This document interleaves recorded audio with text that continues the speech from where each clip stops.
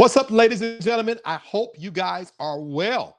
Welcome to another episode of the Soul Healing Conversation. And I have my good friend with me, Oliver Twixt. He's backstage, and we're going to have a soul healing conversation. All right. Hey, Cookie, how are you? Cookie Holland Simpson. Hey, Jennifer, I hope you're well. She said, welcome to SafeSpace. Thank you for moderating. Thank you, guys. If you're in the comments, let me know you're here. Let me know that you're connecting. I am very excited about bringing Oliver on. Me and Oliver have a little history. We worked with T.S. Madison together a while ago. Hey, Creeby, how are you? We worked with T.S. Madison. Erica, what's up, lady? We worked with T.S.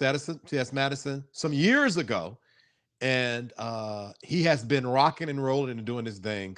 And so I am looking forward to connecting with him on today. Now, let me set the stage real quick. Healing is human. Why are we doing these sessions? We first did the conversation with Levontre Andrews.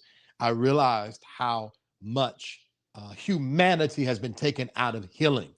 And so I'm bringing content creators on. Firstly, before I start bringing everybody else on, I'm bringing content creators on so we can bring the humanity back to healing. You might enjoy them for their antics, the way they deliver the news or connect with you in community, and not even realize that once the camera's off, you're dealing with a real human.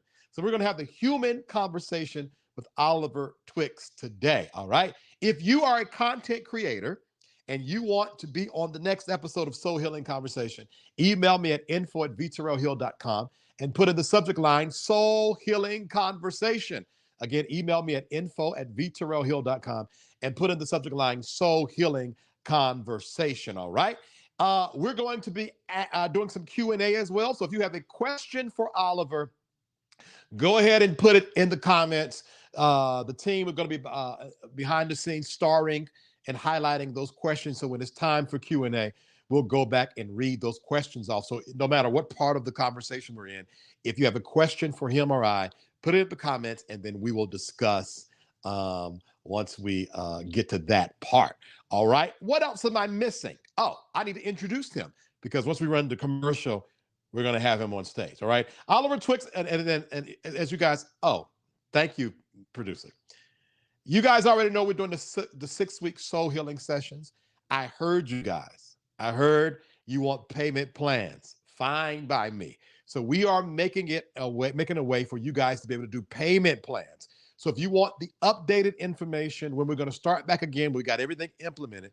Text Soul Healing, no space, Soul Healing to 833-458-3658. Again, text Soul Healing to 833-458-3658, and you're going to get all the information you need to get about the payment plans and everything. It's going to be good. And remember, including in that, you're going to get my new book, The Path to Self-Discovery, that releases mid next month. All right. Okay. Let me introduce this guy. We're going to run some commercials. And then when we come back, we're going to have Mr. Oliver Twixt on the platform. All right. Now, again, I'm not in my studio, so I'm going to be reading off my phone. All right. Oliver Twixt is an Atlanta-based rapper and content creator, originally from Fort Lauderdale, Florida. Oh, Jesus. Studied music at Morehouse College and established himself as a performer and a creator. He's been featured at Atlanta A3C Festival, Underground Hip Hop. What is this? Madame, Nora.com, T.S. Madison National, the Queen Support Tour, and a whole bunch more. All right. Yeah, he became the breakout star of the digital series Chasing Atlanta. Okay. I want to talk about that, actually. Let's talk about that. He also starred in the Netflix reality show, The Circle. I'm interested in that as well. And then, of course, he was featured on the Bratz, what is it? Brat Loves Judy. And then he also had he was a cast member in the T.S. Madison Experience as well. So he is not just a content creator.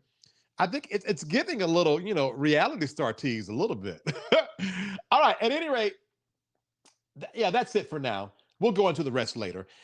All in all, we're going to run a commercial. When we come back, Oliver Twixt is going to be on stage. All right? Are y'all ready? We'll be right back. So as it is with Puffy, the same thing will start happening within the Christian faith. God is giving his people divine justice. every scandal to be uncovered. Do not be surprised what you're about to see. Don't be surprised. God is tired of the nonsense. God is saying, do not be surprised that over the next 5 to 10 years, and even starting in 2024, that there shall be a great falling away, because there shall be leaders who were once great. They're going to fall to nothing.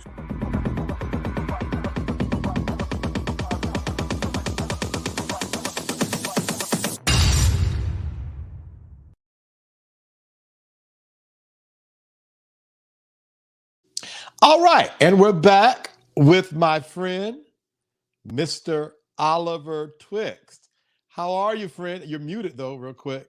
Are you unmuted now? Uh-oh. Can you hear me? I can hear you now. I can hear you now. How are you? How are you, friend? I'm doing okay. I can't complain. How are you? I am doing well, man. It's been a while since we've connected, since we've done anything together. It's been a long time. How many years do you think? Before COVID, I think I stopped working. If you remember, we had a. I just remember the last time I think I saw you. When was this? Oh dear. It was when we were filming the T.S. Madison experience, and you were supposed to come over there and set up the sound and something didn't happen. I still don't know the full story. I mean, I got her version, but it was something about you supposed to come over. You don't remember when we were filming the pilot, like when New York was there, and you were supposed to come do something that ended up not getting done or wasn't done fully. Something you were supposed to come set up something, Vincent, with like the cameras and the sound. Yes. No.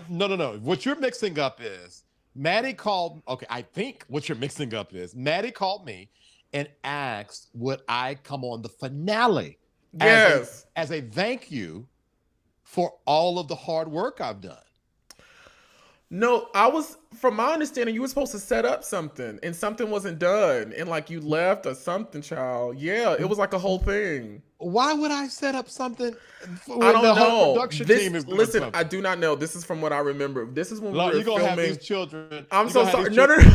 Keep them gays out. Here we go. He done did something again. Production and messed up. No. I mean, I could be remembering it incorrectly, but I just remember the day we were supposed to film. I mean, it's on the TV show. The day we were supposed to film the pilot with New York there and Funky Dineva there and Miss Sophia there. Yeah. I remember vividly because me and her had like it wasn't on camera. We had like a whole aside where she was like crying. And from my understanding, you were supposed to come set up something and you didn't come or something. It was something like that. Let me tell you this. And this was when this was when she had made this is when she had just built out that space that she has right now, that studio space. Yeah. Only thing I think we might be talking about was a graphic that was supposed to be done for the screen. And we didn't get it done because at the time I had a biz partner at the time. Because I don't do graphics. I don't know if people know that or not. I don't do graphics. Like the graphics that I have now, that my team does those graphics. Mm-hmm. And so I think that was it. But other than that, because let me tell you this, I didn't sign no contract. I didn't get no WeTV check. So no, it wasn't like you were like going to be on the show, but it was something that was supposed to be set up. And I'm thinking it had to do something with like the cameras and the cords and something. It was something like that. No. I can't remember it specifically. No, I don't. But that will be the last time I think I saw you. I think. But why would you have seen me if I didn't show up, Oliver? Or have been like in some type of like in the same vicinity as Vincent. Okay. Yeah, so something like that. Of a business adjacent meetup or something. Yeah, business adjacent. Okay. Yeah. Gotcha. Hey, Cheryl, how you doing? Two of my favorite people. Hey, Hill and Oliver. Hey, Cheryl, how you doing? Hey, many. Oh, I know Cheryl. You sure? Oh, Cheryl's my girl. Cheryl's Cheryl. My good girl. Smart guy 1016. What's going on, bud? And then Dom the Gamer. Hey, y'all. Hey, how you doing?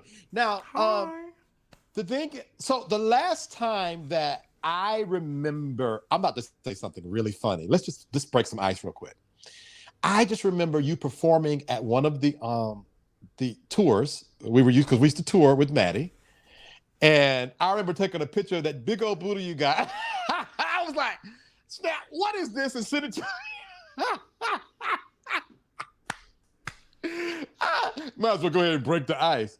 I mean, Oliver, it was just so big and just Oliver, is that genetics or cornbread? Oh yeah, the booty then, yeah, that was genetics. What do you mean then? Oh, I've had work done. I've gotten it bigger. Hold on, you. Hold on. I didn't know this. Honest to God, Yeah. you got your booty enlarged, Oliver? Yeah. Why? Because I wanted it to. Is it big for? Is it bigger than Oliver? No, it still fits my body. It's not like I'm not around here. But Oliver, God gave you a big booty. I know, but I wanted to get lipo to get like some of these trouble areas away, and I just felt they were paying for it. This is after the whole Netflix thing and like brand deals were coming in, and so I had got a brand deal to get my body done. And so they were gonna do the lipo, and I was like, "Well, can y'all give me a BBL too? Because I don't want y'all to throw my fat away. Like, can you give it here?" BBL Jersey. Yeah. BBL Jersey. Yeah. I didn't know that. Thomas says, "Stand up and turn." I listen. Let me tell you something. I'm not trying to be lewd. I just want to see because I can I show you a picture of it? I don't want to stand up. So this is like a month ago. Well, Oliver, you already had that. Yes, I'm saying it's not much of a difference. Other than my waist is just smaller, like my waist is smaller. Oh, you got your waist snatched. Yeah, I got my 360 lipo. I got my underarms like this right here, and then I got my jawline lipoed. Really? Okay, interesting.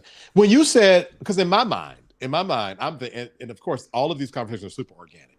But in my mind, when you said no more, I'm thinking you got to like shave down or something. Oh no, and I'm going for a second round too. Really? Okay. Interesting. All right. Anyway, hold on. I'm thrown off now. You threw me off. Oh, okay.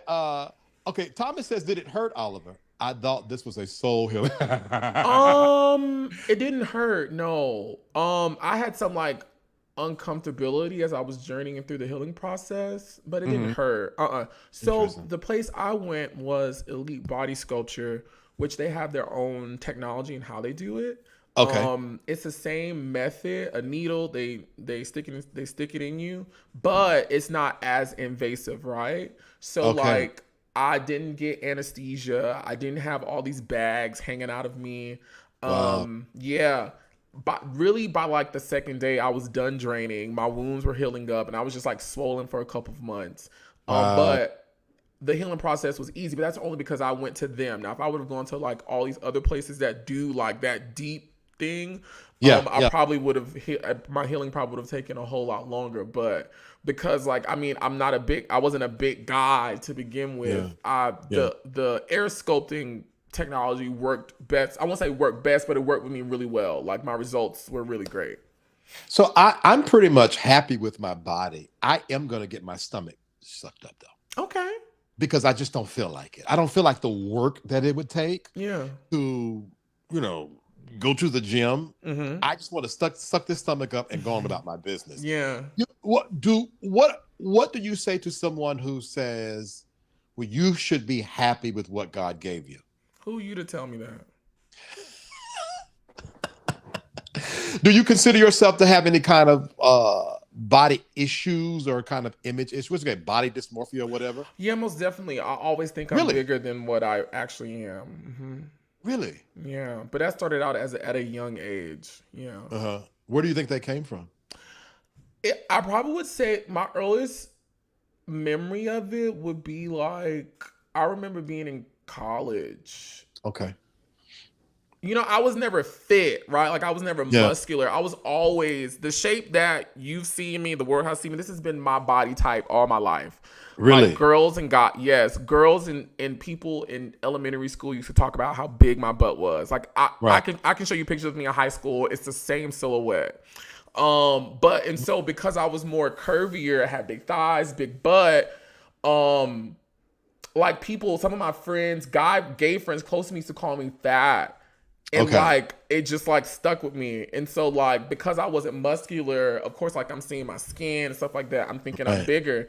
And like, even now in my adult life, I look back at old photos of me. I'm like, you are not fat at all. Like you are not fat at all. I'm just a bigger guy, Yeah. Don't you hate that when you go through this whole period of your life thinking something is wrong with you. And then you look back 3, 4, 5 years later and you be like, nah, I was looking great. Yeah.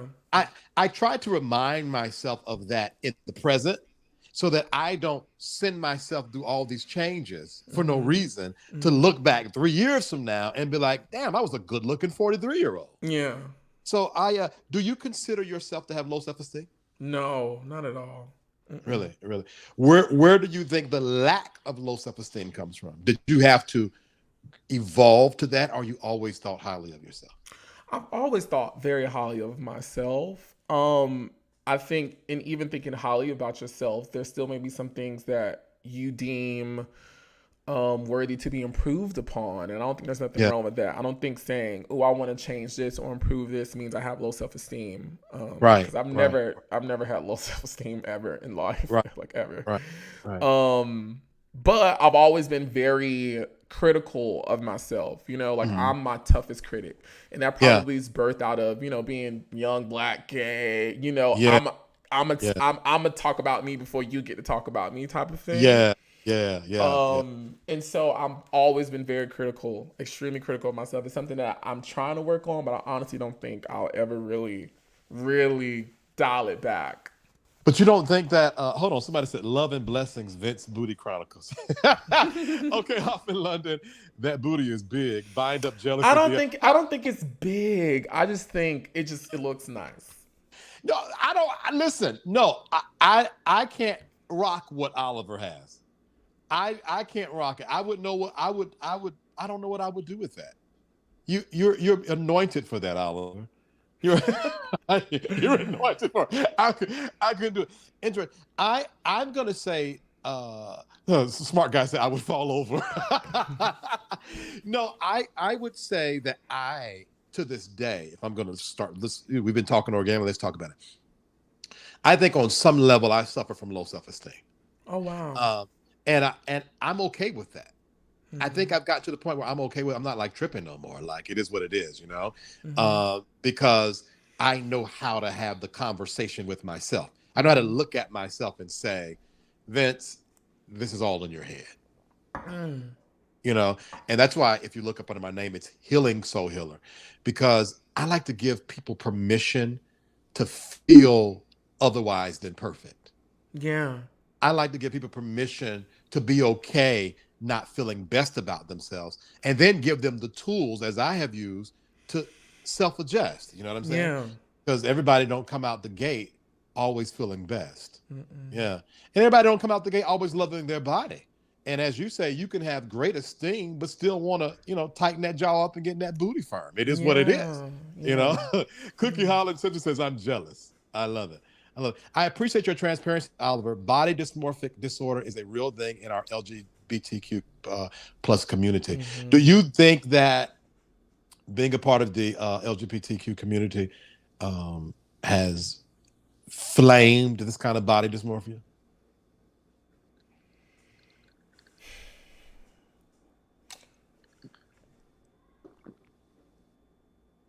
That's a good question. I have to think about that. I would say, as it relates to my body, I've always, a part of my identity has always been small waist, big butt. That's the only body I've ever known in my entire life. And in having a small waist, big butt as a guy, as Eddie, it's always played into my benefit, And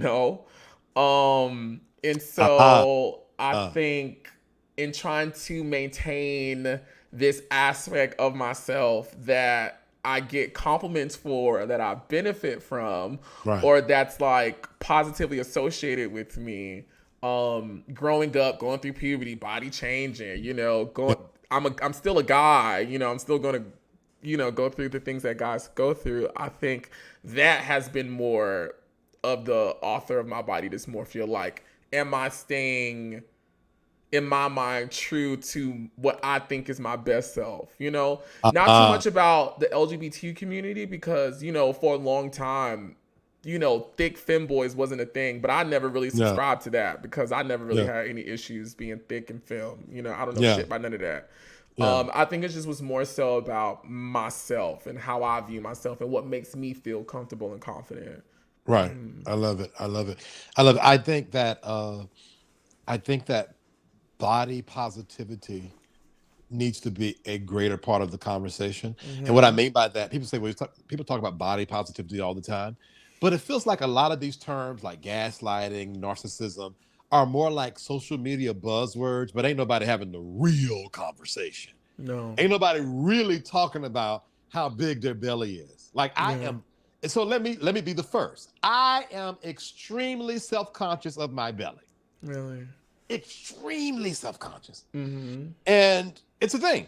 And why am I saying this? Because again, I really want people to, I hope that me saying that makes someone else comfortable with what they're dealing with. Mm-hmm. You know, especially if you're LGBTQ, because there is a sect of the LGBTQ community. Oh, smart guy. I'm gonna change your name to Smart Ass Guy 1016. But I don't be. You're fine. I don't know who that was for, me or Oliver. Let's just say it's for both of us. We're fine, Oliver. But thank you. No, but thank you, Anthony Clemens. In the LGBTQ community, sometimes if you don't have that perfect body, you would think that you're not good enough. I remember, I'll say this real quick, and I want to hear what you have to say about this. Because I was raised a church boy, Oliver. Mm-hmm. So before I was a gay man, I was one of them. Is it okay if I vape? No, go ahead and vape, yeah. Okay, vape. it's not tobacco, it's just mist. Yeah, I was a church. I could use some belly on my ribs, real talk. Yeah, because you got people who are super skinny that would love my weight. You know what I'm saying? So, at any rate, now hold the comments a little bit because my ADHD is going to make me not tell this story if these comments keep on popping up. I'm sorry. Hold on for 1 second. I'm sorry. Coming to Atlanta, I used to Uber back in the day, and I thought that the gay community was like this super inclusive, positive community that accepted everybody. So I remember it was like Pride, and I picked up some gays, and they were like, and I was talking to them because, you know, I was about to come out the closet. I'm interested. And they were like, no, we're not. The dude was like, I had to go to the gym and work out 2 hours just to go to the club because if I don't have my abs, and he was a little white twinks, of course, you know, and I don't have my abs, and and they were like, no, it's toxic, it's horrible. And that sort of stuck with me. So then when I came out, I was afraid of just showing up as a human because of that. Listen, Jennifer says, no, they don't, LOL. I love beauty, and Oliver has a beautiful body. Oh, that's so kind. That's so kind. That's so kind. Yeah. Thomas says, what do the gays say? No fats, no films, only masked men. I think the LGBTQ community needs to have more real conversations. Interesting enough. Now, let me say this. On the opposite end, I ain't had nobody ever say nothing about my belly before. It's only been me. Everybody's like, no, don't get rid of it. I like it. Fine by me.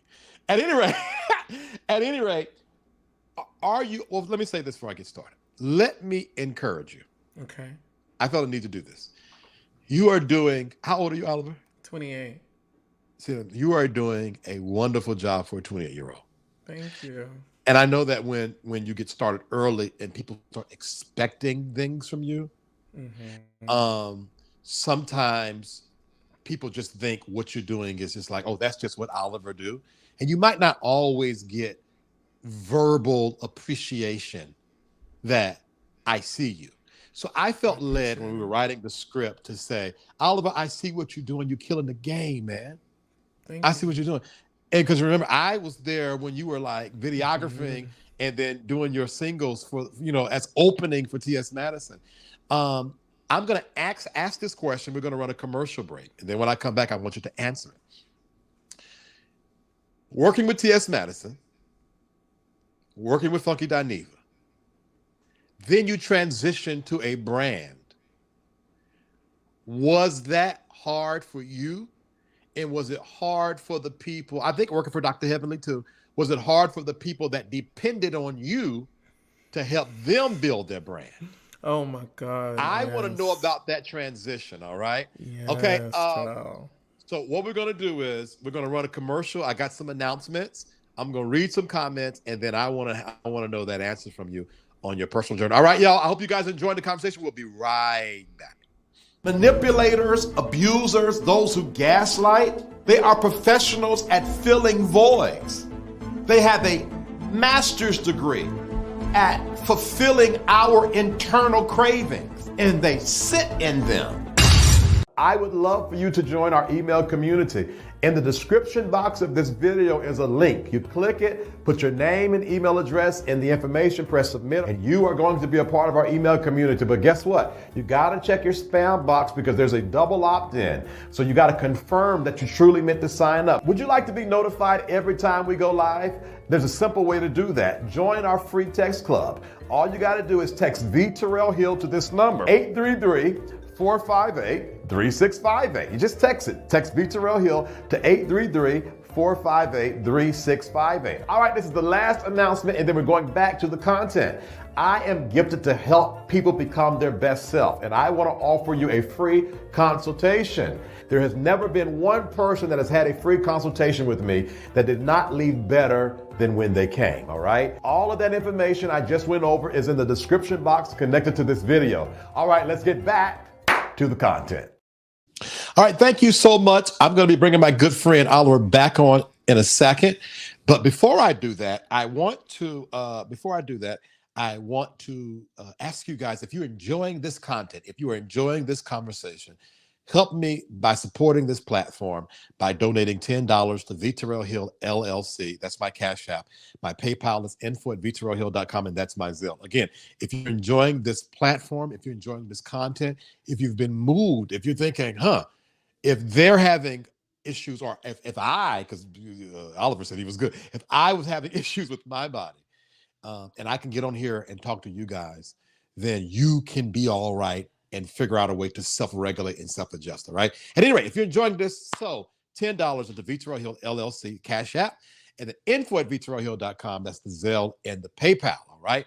Also, I want you guys to know that the free consultations will be ended by the end of this week. There will be no more free consultations by the end of this week. So if you want a free consultation, click the link in the video description box of this video, set it up, because after this week, there will be no more.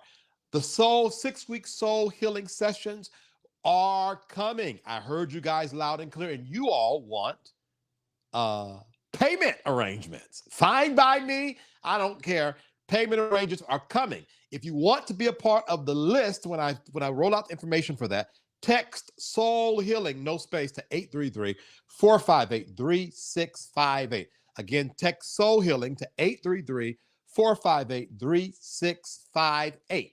Also, I have a private community, and we have a good time over there. And I'm going to give you a 7-day free subscription. All you got to do is click the link in the video description box of this video and click 7-day free subscription and join my private community. I'm actually going live, a pop-up live tomorrow after my YouTube live at 7:30 p.m. All right. I am no holds bar over there. I have a good time. We talk. I did a 2.5 hour, 2 to 2.5 hour pop-up last week, only in the private community. And I also put exclusive content in the private community 3 to 4 times a week over there. All right. Let's get back. Am I forgetting anything, producer? Am I good to go? Am I forgetting anything? I think I am good to go. All right, cool. Let's bring friend. We're going to call him friend of the show now. Oliver back on. Before I do that, I want to read some of these comments, Oliver, just so you can see. Cookie Holland Simpson says, oh, hold on. You're right, Vincent. Nobody's always confident. Absolutely. And I want to normalize that. Nobody always has it together. All right, what's next? Anthony Clemens says, good conversation. Walt says, good question. Yes, I'm interested in this too, because I don't even know the answer to this. But here is something I hope you see. Cookie says, you are a brilliant 28-year-old. I had no idea. Thank you. All right. Cookie. Smart ass guy says, for 28, you're doing awesome to me. I can only wish I accomplished half the stuff you have at 28 years old. Thank you. Right? And so, and I hope that means something to you, because like I said, I felt led to say that, and I'm glad that the community led in that. All right. So you're starting to feel it's time to promote. I was about to call, Oliver. I was about to call you by your first name, Oliver. You can call me by my first name. Go ahead, Vincent, because good. It's probably About to shit bricks. Not Woo! saying it. Okay, great. So Eddie's time. You are the only person that I've met since becoming Oliver that once they knew what my real name is, could not go back to calling me Oliver. You're the only person. Person. I like to, because for me, it's like connecting to the real person. Mm-hmm. Yeah, like because VTerrillHill is plastered everywhere. When somebody says Vincent, I feel it. Mm-hmm. I feel the personalization to that. So that's why I like to do that. So Eddie is feeling like it's time to expand the brand. Okay.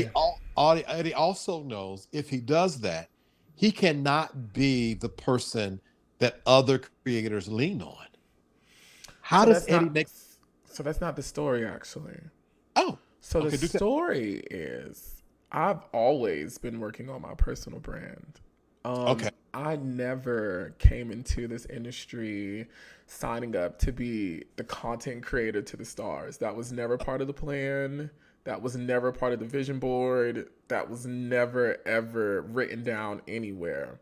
Okay. What happened was when I was in college, I really wanted to really get into the industry, but I did not know how. I didn't know anyone. And I had done some things up until that point. Like the A3C thing was something I had done before meeting anybody.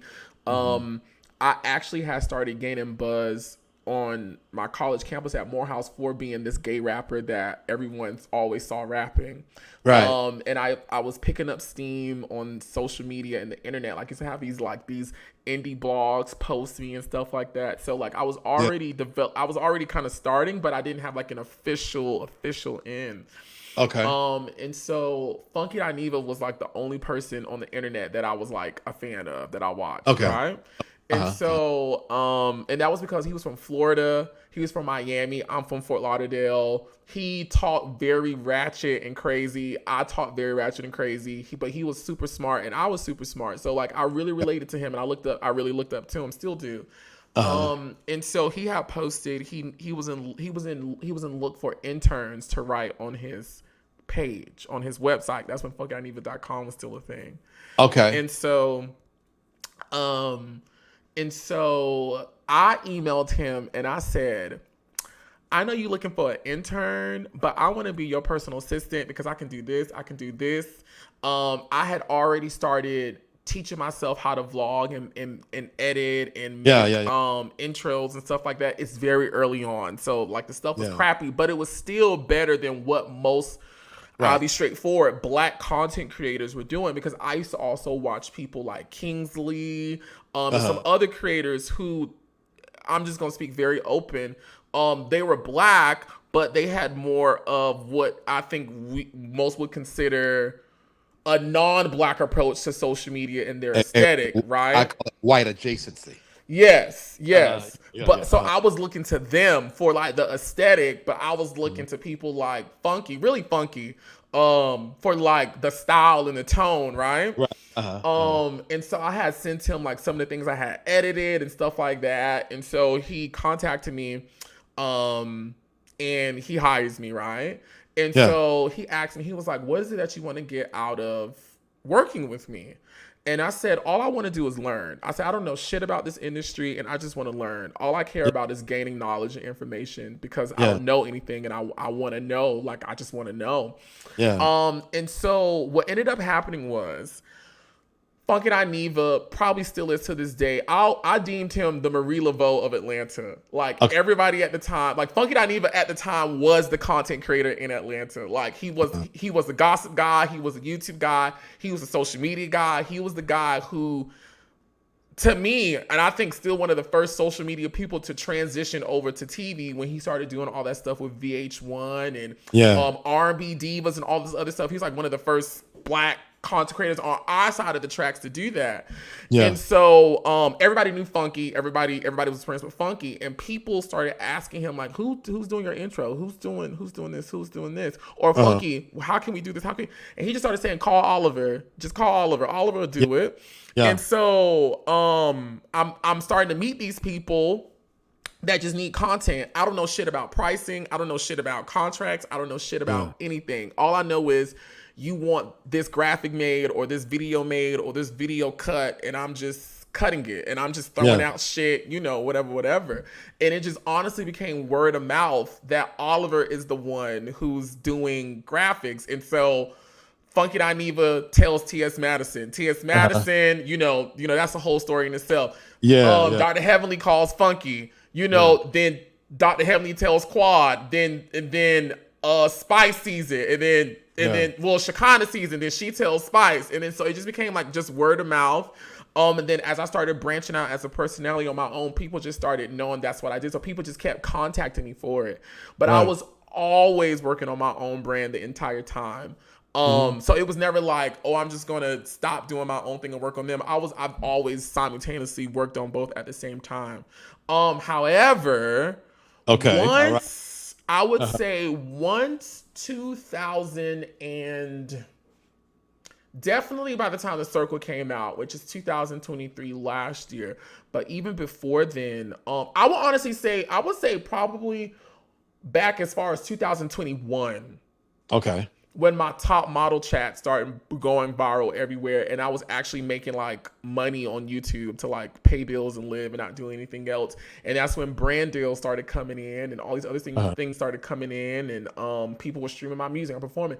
It did become a little bit harder for me to work with other people. And like, that's honestly a lot of the reasons why probably like I don't work. Well, I know for sure I probably don't work as much with Madison or Dr. Heavenly, definitely Madison and Dr. Heavenly, because they wanted me, like I was working with them every day, like every day, every day. How was that transition? Oh, I would say with Madison, it wasn't hard because even when I was like riding, you know, I'm Oliver now, I was still doing Foxhole. Like I was still the executive producer of her, one of them. It was me, her, and another guy. It was three of us. But I was the one that was really responsible for let me tell it everything. Like I was the one who the network would call if something was going, because I was also editing it. I was also the editor for it. So edited that as well. Yes, I would come up. Gotcha. I would come up with the run of show. So like the content, I would come up with some of the things like that she would say on the teleprompter and stuff like that. I would come with the subject matter, the questions,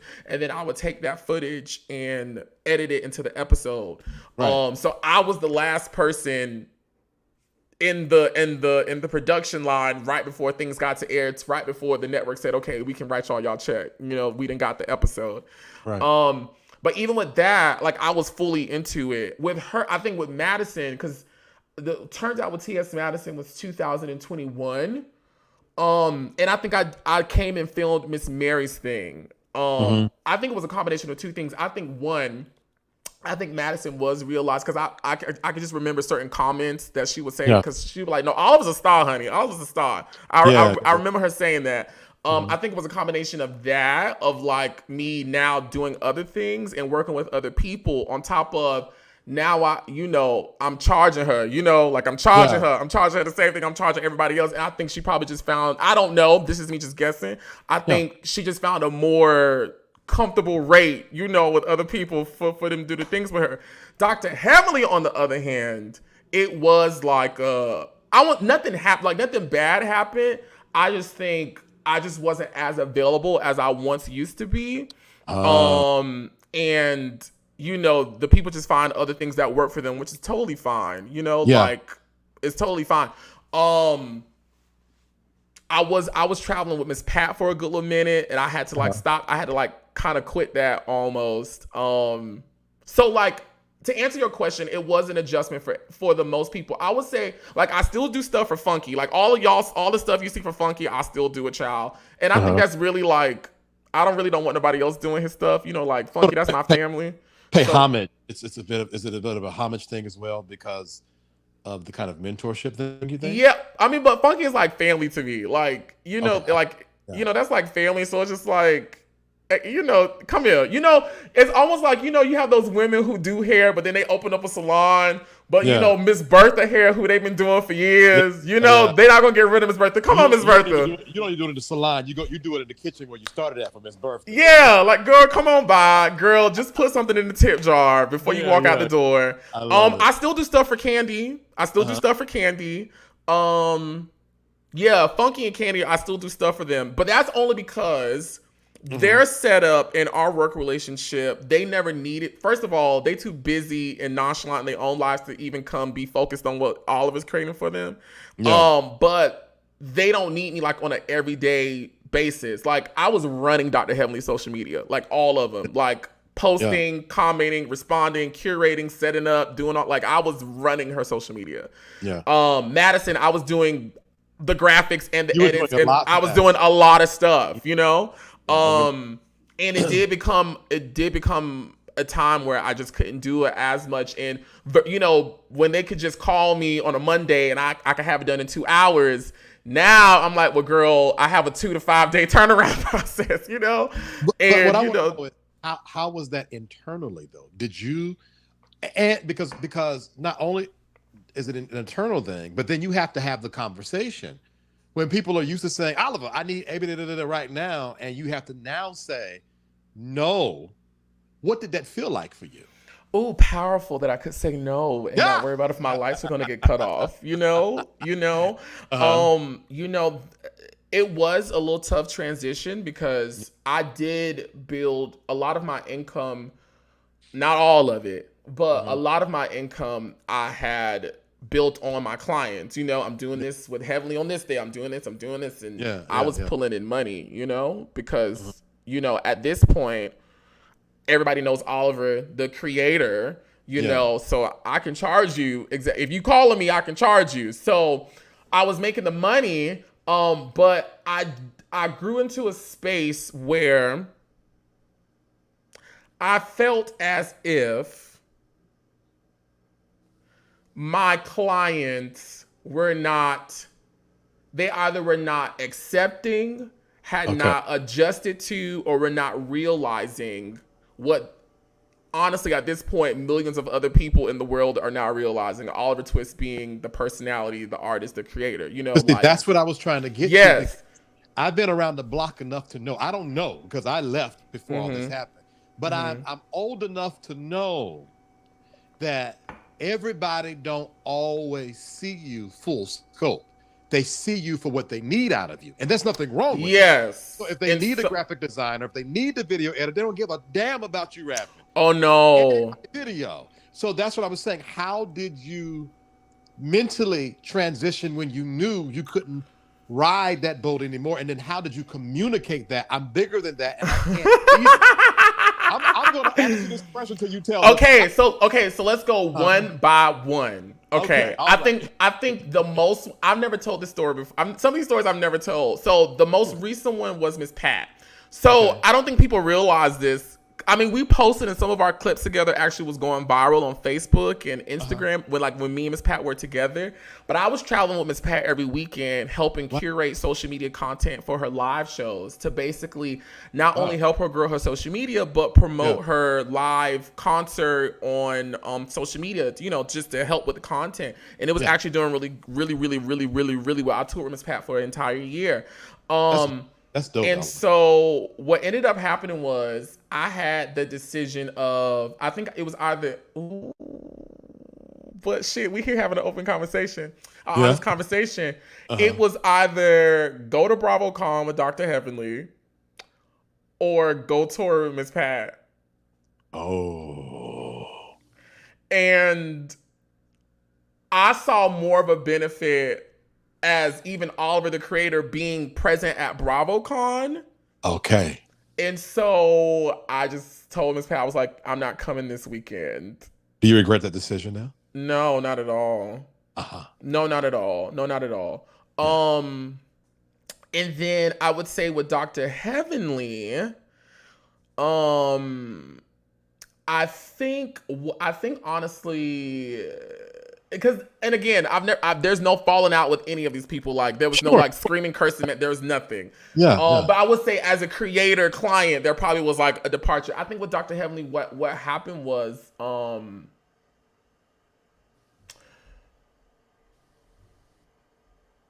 I'll say this. You got me on the edge of my seat now. I'll say this. You know,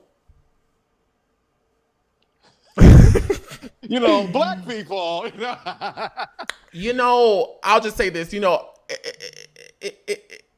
I've never been that gay who wanted to be anyone's token or, because you're this or you're doing this, I'm like starstruck and that's enough. That's never been me. It's always been, even when I didn't even know what I should have been charging, it's always been, okay, but where's my money? Okay, right. And,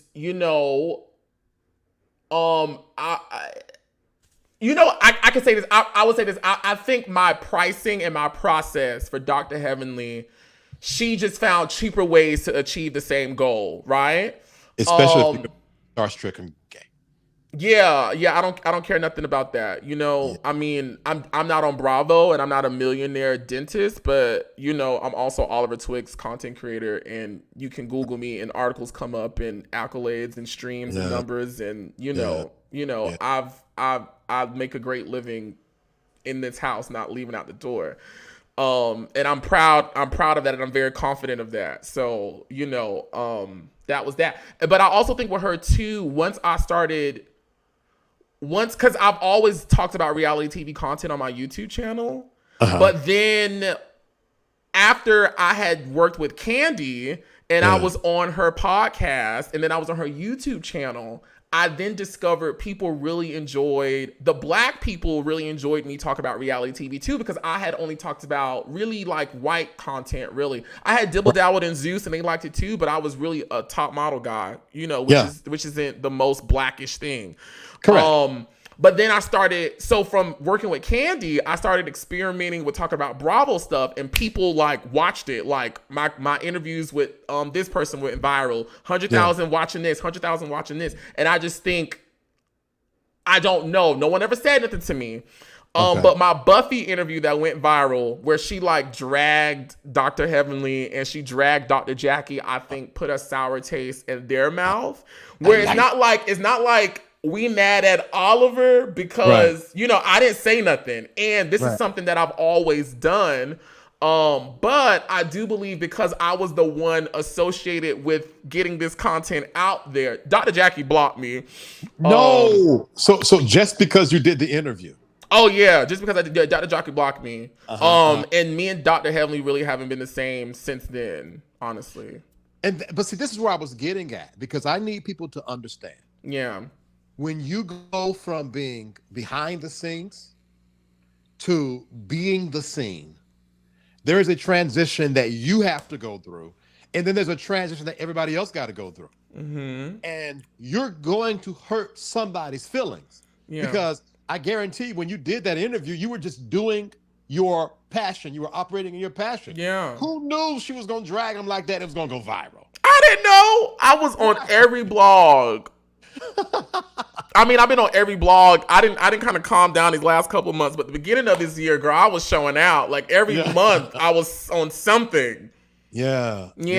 But I will say, on the other hand, I would say people like Funky has always been a proponent of me doing my own thing. Good. He's always been like, Oliver ain't finna be doing this. Like, he ain't finna be doing this for too much longer. Good. He's always been a proponent. I would honestly say all of my clients have supported me. Let me give everybody credit. Everybody has supported me in one way or another in my interest in me being a creator, a personality, and a musician. Everybody has. I just think it just came a point where, okay, you've now grown to a place and your interests are in another place, and I'm not getting what I need the way I used to. And now kind of, I won't say competition, I won't say that, but I do think there is some type of energy that happens in the social sphere where, Oliver, who used to do your cover arts in your Instagram posts, you now open up YouTube and an interview is at 100,000, or that's a real thing. That's a real thing. Yeah. And that's the name of the game. And everybody gonna have to be okay, especially if you're showing up as your authentic self. So, yeah, I can't lie well. I've never lied. I can't lie well. Yeah, interesting. That's where I was going, because I know as someone who has spent way too long now. Oh, and I'm sorry, another person too, Candy too. Like Candy, even like while I was working on her stuff, made it. She used to, I won't say she used to make me, but like if I was in front of the camera or like someone was talking to me or something like that, they'd be like, "What do you do?" Da da da da da. And if I didn't mention everything, she would then be like, Candy she was like, "You do music, you do this, you do that, yeah. Talk about it." Mm-hmm. Candy gave you a lot of shine. Matter of fact, I seen more of Candy you. did. I seen more of you on that podcast than I did on anything. Yeah, Candy really did. Candy gave you a lot of shine. Yeah. Yeah. Interesting. Okay, interesting. I just know this, and I want everybody that's watching this, whether the live or the replay, to realize you are not going to always have to be behind the scenes. And when that happens, you're going to have to hurt somebody's feelings. And that's the name of the game. I want to go more into that, but no, we can't. Let's. Well, okay. I'm up. But it's not necessarily from the who did what and how did you separate, but God, my attention span, because I looked at a comment down there and the question left me. I hate when I do that. I hate when I do that. Oliver Twixt, tarot cards. Okay. When my guests come on, I pull out the tarots. Okay. Are you interested in a short reading? Do your thing. Okay. All righty. Now, people get mad at me because, I do a little reading before anyway, and I know people's like, well, you shouldn't do that without people's permission. Well, stay off my channel. That's right. I'm going to do a short one real quick. Okay. And then after that, we're going to run a break. And then if you guys got any questions for Oliver, I want you guys to put them in the comments. Yeah, ask me questions. And then when we come back from the break, we're going to go fast. When we come back from the break, I want to hear about Oliver and God. Oh, we love the Lord. Oh, do we? Yeah. The people who follow me know I love Jesus. I love the Lord. I talk about him all the time. I want to hear that. I want to hear that's the only thing that keep me from going nuclear on these hoes on the internet when a bunch of times I should have. So do you get a lot? And I like this new subscriber. Okay, glad you like it. Made by Anti-Perf. I'm glad you like it. Join SafeSpace. Do you get a lot of heat because you don't have the kind of content that should be? Oh my God, the people. I won't say I get a lot of it. I'm sorry. I should never cut you off. What was your question? No, that was it. I'm asking. Yeah, the hoes be bothering me. They do. Why so? They do bother me. I don't know. It'd be people that I've never met.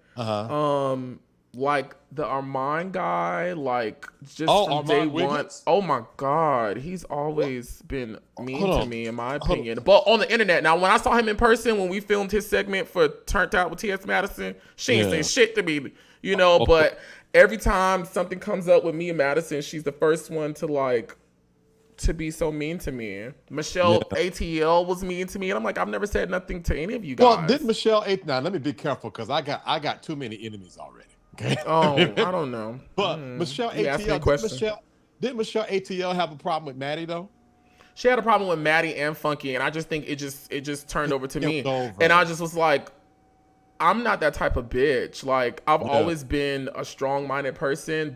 Their problems ain't never been my problems because they surely not making my problems their problems. You know what I'm saying? Like, for example, Armand don't like me, and he just said what he said, but Madison and Funky still talk to the boy. I'm not upset with them because that's their decision. He ain't do shit to them. He got a problem or an opinion of me. What'd you do to him? I've never. The only thing I've done to him. So going back to when I was younger, right? Okay. I realized that, I can, first of all, I almost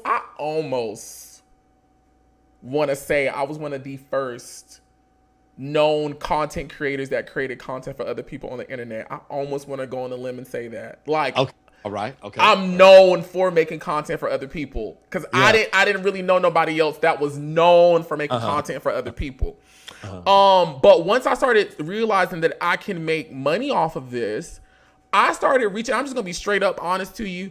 I started reaching out to all the black content creators who I knew had a lot of followers, but their content looked a little crunchy, and they could someone to like upgrade it, right? But I'm in college, 21, 22. Again, I don't know shit, so I'm like the people I've seen, I'm just DMing them. So I know I DM'd him. I was like, hey, if you ever need help with your content, just let me know. Blah blah blah blah.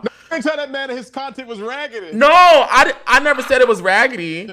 But no, I'm never saying it was raggedy, but I'm pretty sure if I reached out to him, I saw something that, I could do that can make this look even better. Yeah. That's the only thing I've ever done. And our exchange wasn't like me. The first time I realized he had an issue with me was when all that Geo shit had broke out, and Geo was on his page. He was on his page talking, and I had talked to Madison, and I was like, do you want me to go over here and say something? In the comments, or like he was on live with Armand. And so I had talked to Madison. She was like, yeah, go over there. That's okay. You're like, go say something. And so I'm going over here to kind of like defend her and kind of smooth this over a little bit. And then he starts mentioning stuff like me on Chasing Atlanta. So from there, I was like, oh, he saw me on Chasing Atlanta and formed an opinion of me from there. And then also, I also think a lot of the gay people's issues is they've always wanted to be close to Madison or Funky. And I think they just saw how both of them were treating me and giving me opportunities. And I'm like, I've never asked them. I never asked to be on Madison's show. They put me on Madison's show. They asked me to be a part. Like, all these things y'all have seen me do with Madison and a lot of people over the years, I didn't ask. The people picked up the phone and called me or say, hey, Oliver, do you want to do this? So I'm like, you got to be mad with them. Don't be upset with me. Regular people anyway. It's not, when you're around them, they are too regular. And I'm like, I ain't never did nothing to nobody. So I think a lot of it has been projection. And then, too, like, I feel like I'm a part of the Black YouTube world, but I'm not of it. Like, I don't have to do what y'all do, and I'm not shading nobody. I'm not demeaning anyone's content. I just don't have to do what y'all have to do. You know what I'm saying? Every 3, 4, 5, like 3-hour lives, and there ain't no way in hell I'm doing all that. I mean, I do it just to keep my YouTube page alive, but it's like, like, I've always been a brand deal girl. Like, I've had brand deals with Sephora, McDonald's. I currently got one with Meta. Whereas, like, one video takes care of me for the month. So you know what I'm saying? So I don't have to do these antics. And you're not. I feel like our antics. You're not in the. Oh, yeah, you said antics because I got enough enemies. You're not in the gossip space either. You're literally just interviewing reality TV stars and telling your story. So I think it makes you more brandable as well. And what happens is, let me tell you this. If I was a smart man, quote unquote, being very sarcastic, I would have jumped from that February the 15th video to this kind of February 15th video, the video on Larry, because you scratch your face. I would have jumped from that to this kind of messy, stone-throwing content creator because I had all eyes on me, and I could have just got lost in that. But first of all, it's not scalable. It's not scalable because the thing is, when you got people with hundreds of thousands of subscribers, and ain't nobody gonna touch them. There ain't a brand from here to Zimbabwe that's gonna touch you. If all you do is the hot topic, gossip, negative stuff.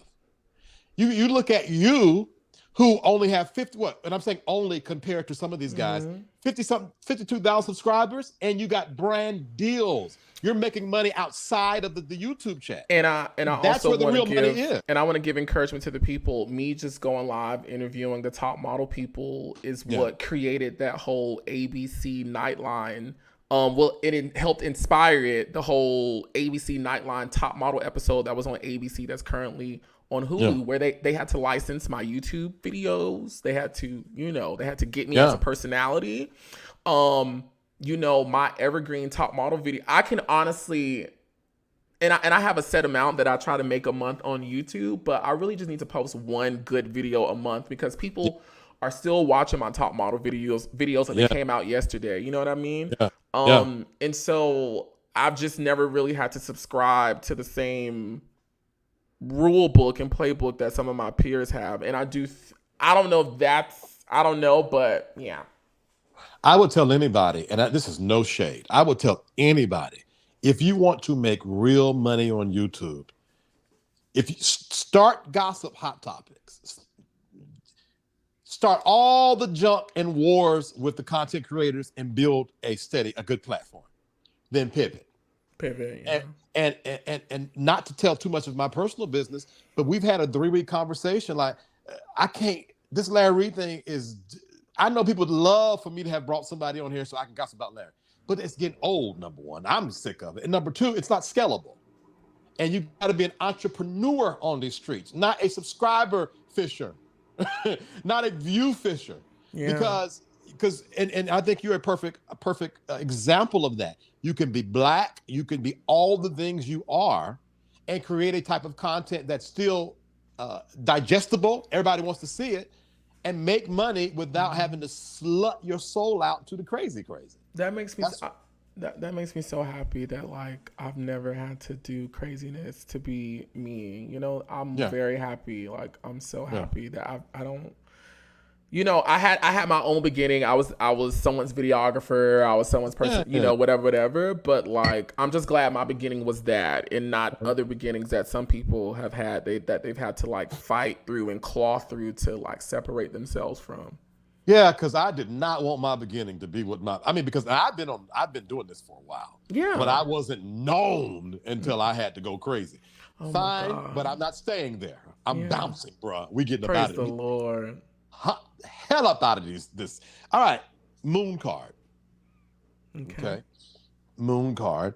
And then I have what I would call the legacy card, the 10 of Cups. Okay. That's like building what I would call like inheritance, legacy, family, reward, success. But then I have the Fool card here. Okay. Can we hold off on the comments because y'all know how my attention span is for a second? Hold on. I need to hear from Spirit real quick. Then I have the Page of Pentacles here. And then I have the Temperance card, okay? What I will say in the beginning is I don't know if there's been some kind of a lot of times when you talk about like the moon card, right? This could mean like maybe some darkness or shadows over like long-term goals or plans, or just some decision making, like what should I do? It might not be as clear or bright, or you're still in the planning phase or the birthing phase of it. But here's what I would say for you to do. I think that if you be the fool, here's what I would say to you. You have fooled your way up until now, right? And what I mean by that is the fool is what I call the 0 card. The fool will jump off of a mountain because it's like he doesn't have no history of failure and he don't have no history of success. He only lives in the moment. This is the first card I think it's called the Major Arcana, the 0 card. There's nothing before the fool. And so he takes every moment and just goes for it, and he's never afraid. Okay, he just go and does it. As you can see, he's on the edge of the mountain with an umbrella and a dog, and he doesn't even realize how much danger he's in because why? He's the fool. So the fool is not a negative card, in my opinion. It's a very positive card. It's a creative person or a person that will take the risk when nobody else will. That's you, of course, right? And that's going to always bring you, Page of Pentacles, new opportunities. It's going to always bring you what you want. So what I would say to you off top is do not get stuck. Always pivot, always take the risk, always move forward, because that's really what you've done thus far. You started your working on your brand, and then you took a curve, and then you started helping other people and got known for it. And then you took another curve and you started working on your brand. Who knows? The next curve might be working for people again, but maybe on a higher echelon. Like just go with the flow and be the fool. And you're going to keep on creating opportunities for you. And those opportunities, and this is a Temperance card. I'm not going to use the general meaning, but I'm going to say this opportunities will keep on coming and keep on flowing. It's like a tempered flow, and they will keep on flowing. So don't get stuck, and you're going to build legacy like that. Oh, thank you. You're going to brighten up, and your road will always be clear as long as you remain the fool. Thank you. All right. You're welcome, sir. That's the word of the Lord. That's your cards. Yeah. All right. I am. All right. It's an hour and 5 minutes in. Vincent, I think I know when the last time I saw your ass. When? You was cussing Gio out. That's what I was gonna bring up. You was cussing Gio the dog fuck out. Oh my God. That's what I was gonna bring up. So what happened was, okay, and I think you had cursed Craig out too. Everybody got cussed out on that phone line. Besides me, I didn't get cussed out. Oh no, you and me have always been cool. Now we always been cool. You always been my baby. Craig, I mean, sir. I mean, like white on rice. You know, but okay. At any rate, Craig and I were cool. But so what happened was, all right, let me tell the story. Did he do the same thing to you he did to me? Tell the story. Let me see. Oh, I'm being messy. I should never said that. No, you talking about Craig? I'm sorry. No. Just keep going. I'm sorry. Oh. Lord, forgive me. Keep going. Oh Lord, hold on. Keep going. Tell your story. Tell your story. Tell the story. You got me nervous. So we're all on a video conference call about. Seemed like we went on tour somewhere. Something went wrong. We had just came from Charlotte. I remember. Okay. Oh shoot! Because you were supposed to be riding back with me or something, but Maddie didn't tell you, and I didn't want to ride by. It was chaotic. Whatever it was. We're on the meeting, and I don't know who said what to me, but all I remember was I went, and Gio, and and Craig, you are so. And let me tell you what was funny. Mo, who now works for Maddie, my good friend. So Mo was coming by to visit me anyway, and he walks in on me screaming. I was screaming. You brought Mo in. Yes, no, for real. And I know people might not know that, but Mo has that position now because when I resigned, let me say this. A lot of people got a lot to say about Maddie, but me and Maddie has always been on good terms, right? That's so good. When you're a client of mine and you won't give me no trouble, I'm gonna make sure I find a replacement for you. So when I was ready to phase out of Maddie, I said, well, Maddie, I got this guy I'm mentoring named Mo. And I love Mo. I love him so much. I never thought Mo would be doing what Mo. I thought Mo would hang around a little while and bounce. I'm in amazement now how Mo is literally a part of the brand now. Mo is perfect. Mo is perfect. That role is perfect for Mo. But keep telling your story because I want to jump in too. So all I remember was fussing and cussing so bad, my dog started barking and growling. And then that's when I knew, Vincent, your spirit is way out here. I remember you told Gio he was nothing but a secretary or a bookkeeper. What did you say? You said you told Gio a glorified booking agent. No, not booking agent. You said bookkeeper. You didn't say booking agent. You said a glorified bookkeeper.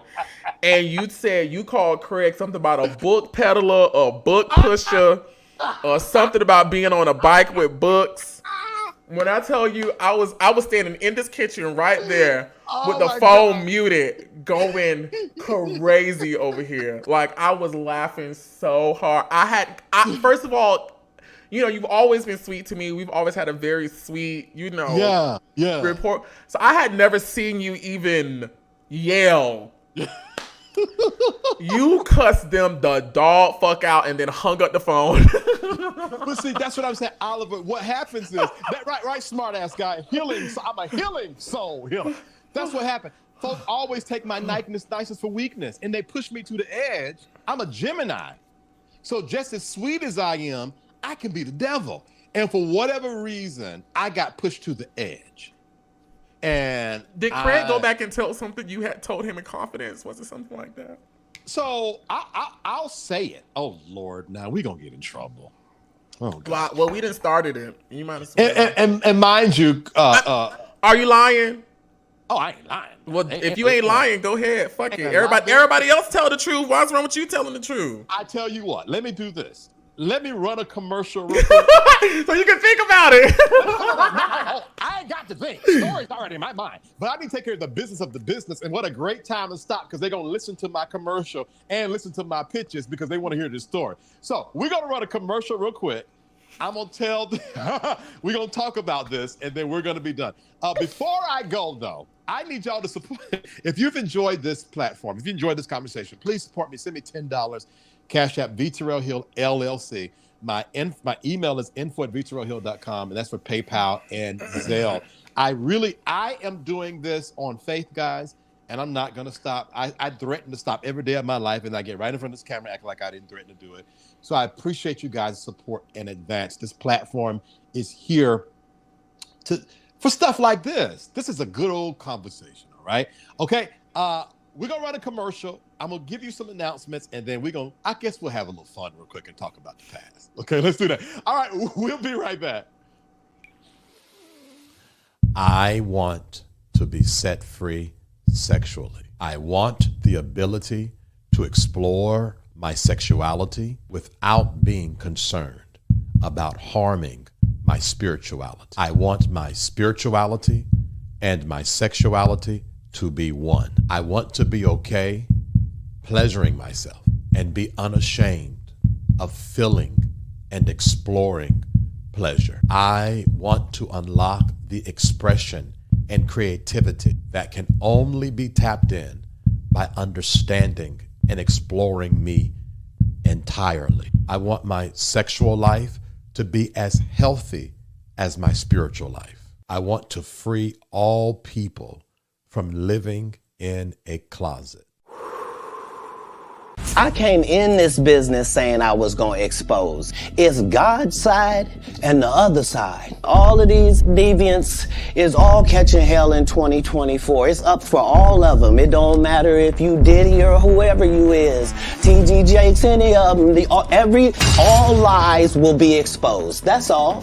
And anyone who takes that the wrong way, know why they take it the wrong way. I would love for you to join our email community. In the description box of this video is a link. You click it, put your name and email address in the information, press submit, and you are going to be a part of our email community. But guess what? You gotta check your spam box because there's a double opt-in. So you gotta confirm that you truly meant to sign up. Would you like to be notified every time we go live? There's a simple way to do that. Join our free text club. All you gotta do is text VTerrillHill to this number, 833-458-3658. You just text it. Text VTerrillHill to 833-458-3658. All right, this is the last announcement, and then we're going back to the content.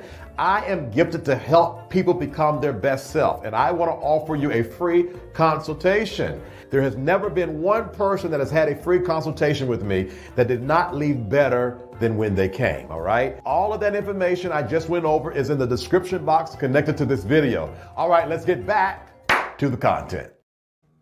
Welcome back to another episode of the Soul Healing Conversation. Not oh hell. Oh Lord. Okay, fine. All right, say less. We'll talk about it, y'all. What was I saying? Welcome back to another episode of Soul Healing Conversations. I got my good friend and friend of the show, Oliver Twixt. Oliver and I, as I know him, Eddie and I has worked together probably since 2018. And we did a good stint with T.S. Madison and all the things, and then went and did our own things. And I have watched as he has expanded his brand. So I thought it would be interesting, as I am pivoting away from the Larry Reid story, to bring a different kind of person on the show. Oliver, do you sing? Do you sing off like not sing? I know you sing, but smart ass guy 1016. I had the ass part in there. Has been saying something. At the end, if you feel like it, we'll get something from you. But drop a song down and then I'll see if I can sing it for him. Okay, smart ass guy 1016. Drop a song down there and we'll see what happens. But his profile picture is cute. Who's here? I'm just curious. Let me play matchmaker real quick. Hold on, so calm down. I just asked who is he. Okay. And that's because he's always harassing me in the comments. I should push this further, but I'm not. Let me take us to business. First of all, Soul Healing Sessions. I heard you guys, as I've said many times before, I've heard you guys. We're going to be doing payment arrangements for you guys. Text Soul Healing to 833-458-3658. Soul Healing to 833-458-3658.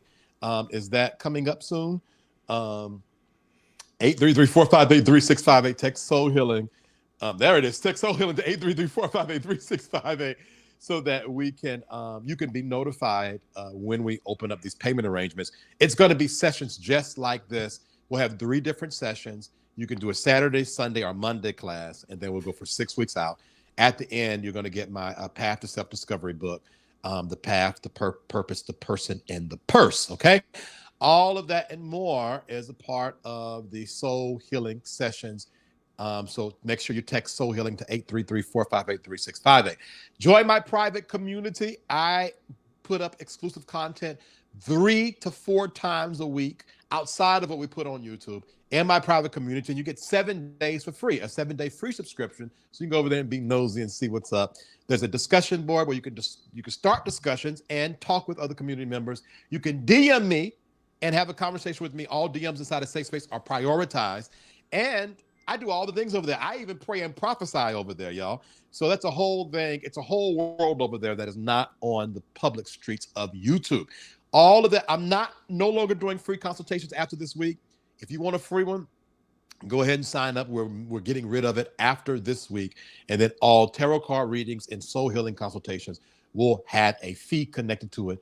All the information, including the email community, and an email is coming out this week called The Ugly Truth and the Pretty Lie. That email is coming out this week. All of that information is in the Linktree link connected to the video description box of this video.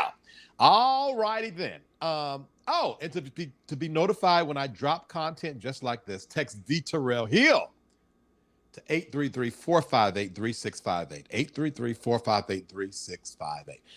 All right, let's get into the thing. What happened was nobody knew about Larry and I didn't forget the question. What did Craig tell? You thought I forgot, huh? Nobody. Here is the problem that I had with Gio and Craig. And it's funny because it's played out in real life when I dropped that Larry Reid video, and Craig got pretty much exonerated because of the lies Larry was given on that live with him, Craig, Larry, Maddie, and that porn star. I don't. My head stays in what I do. I don't really look at other shit, to be honest. Yeah, it was a porn star. I don't know what the porn star's name, but at any rate, so was it kept secret? No, not that porn star. He don't be coming on Maddie stuff like that. The one that was on that Zeus show. I don't know, baby. I don't look at the content either. Oh Lord, he's a bit aggravating. At any rate, neither here nor there. So at any rate, so let me catch you up. Maddie had a live, and she was inviting people on. In that live, Craig and Larry came on. Okay? Craig already knew the true story because I slipped and told it. Now, remind you, slipped and told it. I'm going back to that. So then Milan Christopher, thank you, Milan Christopher. Oh, we know Milan. Yeah, I know Milan. Yeah. But I don't watch. Yeah. I'll be very honest. I've said this on my channel. I don't watch black content on YouTube. Like, I just don't. I stay away from it because it all gets on my nerves. Honestly, if your name not Funky Dineva, and I really don't even watch his stuff no more. I don't watch it. I'm not on the YouTube streets either. I did this in my private community. I did a live last week, and I actually shared my screen and pulled up my YouTube just so they could see. None of that's in my. I should pull up my YouTube while you do that. Go ahead. None of that's in my algorithm because I can't take it, Oliver. I can't take it. At any rate, so Craig then goes and be like, well, Larry, ain't you a gay? And Larry's like, I'm not a gay. And Craig was like, girl, I know T. So Larry was like, I'm not gay. And Craig was like, you're gay, and I know you're gay. So it was a back and forth. And then Larry pretty much was like, I was molested. And really what Larry was doing was using the molestation story to cover up his sexual experiences with me. So that's a piece of the story. Now let's go back. Okay. I'm minding my business, getting assets ready for the Monday Night Live show in the basement. I don't know how. Probably Craig caught me at a moment because I'm very open-hearted. I'm a quasi nice guy. And we're just talking, probably drinking too. And I forgot what I said. But whatever I said put Craig on game. And he said, was it Larry? Or something like that. Whatever it was, I'm not a liar. So if you ask me a question I'm not looking for you to ask, even if I say no, my entire body is saying, yeah, that's true. So at that time, now I can't be a fool and be like, no, it's not Larry. And I was like, yes, it was Larry. And I told whatever piece of the story. Okay. At the time, it was not I was still going through it. I didn't want nobody to know that. I didn't want nobody to know that at all. But I didn't know it was Larry, but I knew, even back then, I knew you had something with some guy that had left you very emotional because the people would talk about it. Yeah. And like the people would mention it as a joke, like, you know. And talking about the people talking about Craig and Gio. I can't really remember. It was so long ago, but I mean. Yeah, and I'll say that's the part I didn't like about it, because next thing I know, now Gio knows. And for what I remember, it was Dallas. You remember and Maddie and I talked. I never went to Dallas. Whatever the fuck happened in Dallas, I was not there. I came after Dallas. And when I walked off the show, you talking about when I walked off the show? That's what happened. So let me tell you what happened. We're in Dallas, and for whatever reason, they thought it funny to joke about it. And it was like when they found out that there was nothing funny about it, they hit the gas pedal on that shit. So then on top of that, I dropped a television monitor that cracked. Now that television monitor probably was going to cost $65 in Best Buy, but you know how Maddie is. Oh, murder, you know, murder, oh, murder. Oh, that just tickled me. Oh, murder, like the world going in. And so she going off. I'm having to go to Best Buy with Gio and Craig in the minivan, and they just riding me. And I'm like, y'all, this ain't funny. So now I feel like I'm amongst enemies. Then we get to the thing, and I forget what happened. Everything's set up, and Maddie turned around and said something that she would normally say, but wrong time, right day. I packed up in the middle of the show. I packed up my bags. I got my backpack, held the Uber. I put my left foot in that Uber, and my consciousness said, Vincent, this ain't right. Oh. You can be mad at who you want to be mad at. You don't leave people hanging like this. You didn't give a fuck. I told the guy, I'm sorry. I never forget. I walked back in there because the strippers were stripping at the time. This is a crazy story. Strippers were stripping at the time. I walked to Natty, and she said something. I said, I'm gonna beat your ass. And then went back to my thing. And the thing is, what Maddie didn't know, what I told her later was they were using a situation that was not funny to me. Mm-hmm. And basically sticking me with it just because. So when I went off on that video conference, I was going off for it all. Y'all, Vincent went off, bitch. Vincent was foaming at the mouth. Like his whole face was pink. I went off for it. And I'll never forget, Madison had on this bonnet. And she had on this house dress, and I just kept seeing, like, I'm gonna try. Dang, I can't do it because my camera's like this. But just imagine this is like the bottom of the camera, and Madison had sat the camera down, and she kept doing like this. She kept doing like this. But Vincent, you would not let up. Oh my God! Okay, because I was fed up. I was fed up.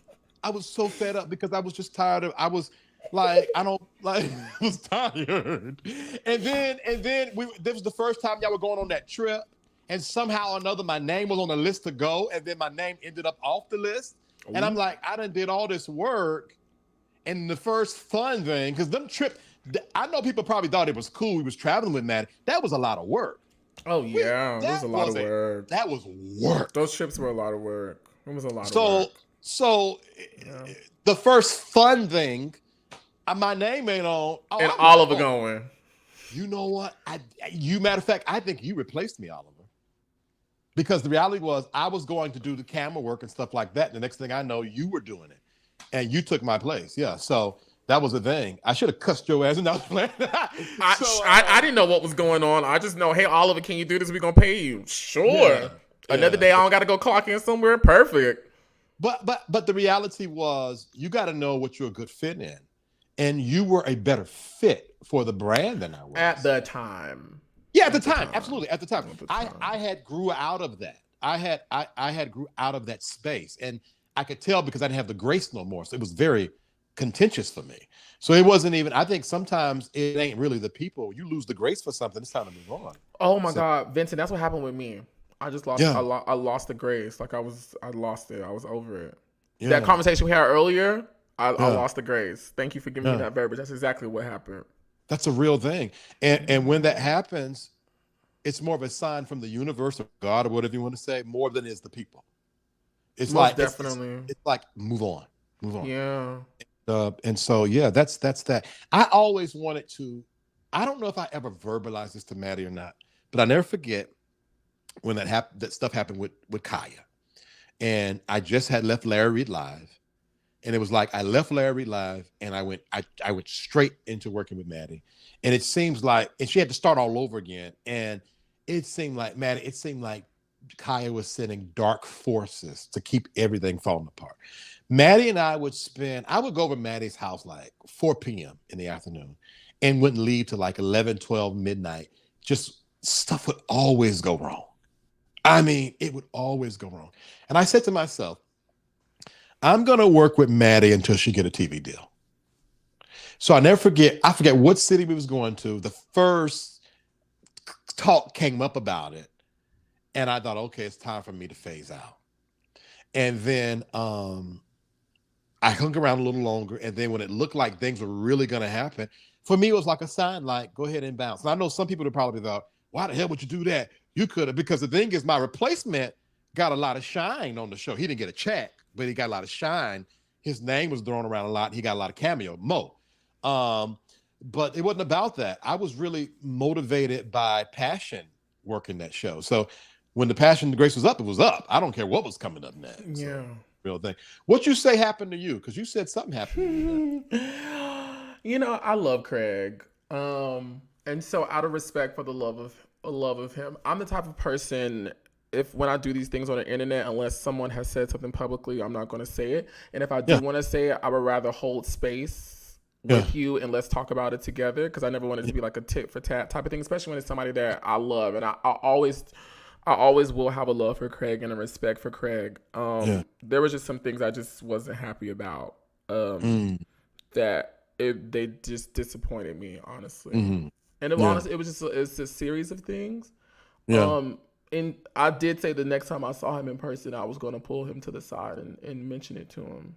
Was it the T.S. Madison experience, or was it before that? No, it was nothing. No, it was nothing. No, it was nothing like that. And I don't want to get in trouble because, again, I don't have no enemies over there. No, but ask me.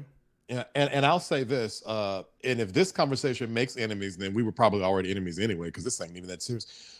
How was that behind the scenes? Because it seems like when y'all did those after shows, it wasn't very nice. It seems like that was not the energy on those after shows didn't give, we are a family and we made it. It gave, I can't stand you, mother. You talking about Madison and I? No, well, in general, because again, I remember looking at the after show feeling like this doesn't feel cohesive. It feels very segmented, divided, like everybody wasn't on the same page. Okay. Here is my take on it. I've never talked about this, but here is my take. Okay.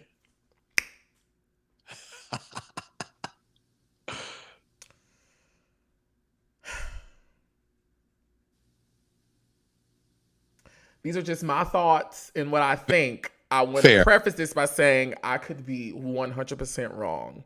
Okay, that's fair. But what I think happened was a couple of things. Mm-hmm. The show that the world saw wasn't necessarily the show that had been put together, right? Okay. I wasn't a part of the pilot. Legra wasn't a part of the pilot. Who else was a part of the show? I think it was only myself, Legra, and maybe, Hope, but like me and Legra were like, we were considered supporting, right? Okay. I do think, this is just me, I could be wrong.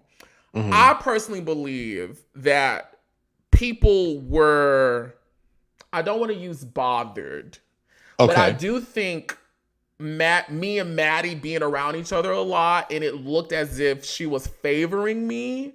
Okay. Or I was getting a lot of the things, like I was traveling with her. I was doing this with her. Yeah. He wasn't a part of the pilot, but now he's on the show. Now he's the one WeTV is interviewing and taking pictures of and doing all this other stuff. Yeah. You know, I do. And then there's a whole production side of it where like production, you know, it was very obvious who production.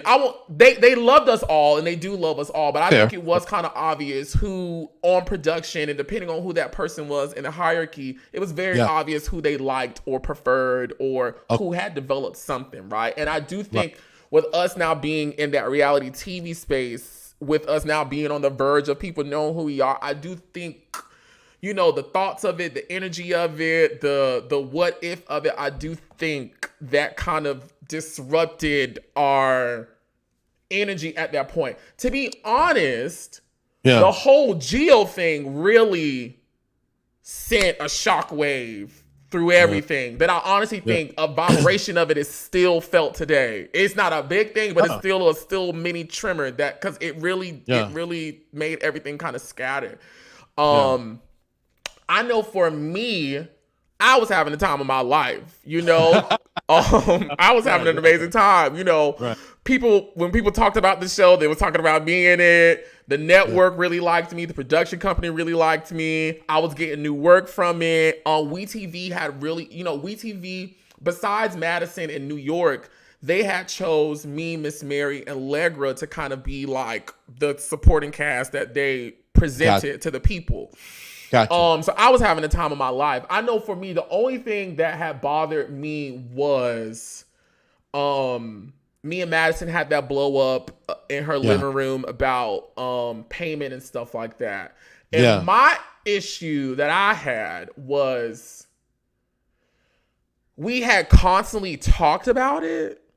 And I thought we had always got to a resting place of solution and everything is fine.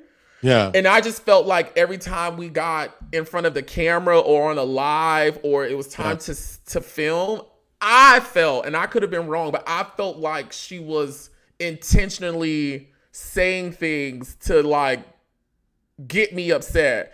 And the only reason why I say that is because when we did have a conversation about that fight, the argument that we had, she said out of her mouth, well, girl, I did say that because I wanted you to have a reaction so we can have a scene, so we can have a show. She said, I did say that. So like ever since then, I'm just like, okay, I know what you and I talk about when it's just you and I, but why is it that now we're on the live with these people? It's like this conversation has never happened, you know? Yeah. And again, I'm not a person who can fake the funk. That's never been me. Yeah. If I just don't want to say something or tell the truth, I'll shut the fuck up before I tell a lie. But you can tell how I'm feeling by looking at me, by what I'm not saying. Like, you can tell. And so I just used to be aggravated with like, you know, like the things. Yeah. Yeah. And I felt like, you know, out of everybody at that time, and not to quantify it, but like I was putting in the most hours. Like I'm filming this, I'm editing this. I'm also on the show doing my green screens. I'm having to make sure this pilot is put together. There's issues going on with the pilot leading up to the day we actually put it out that were out of my control. I'm just like, I'm working my ass off. Why am I being bothered? And then, you know, so by that time I was like, oh yeah, like I'm finna, if you scratch me, I'm finna scratch you back. Interesting. At least, I don't know what it was for everybody else, but that's just my take on what was going on. I could be wrong.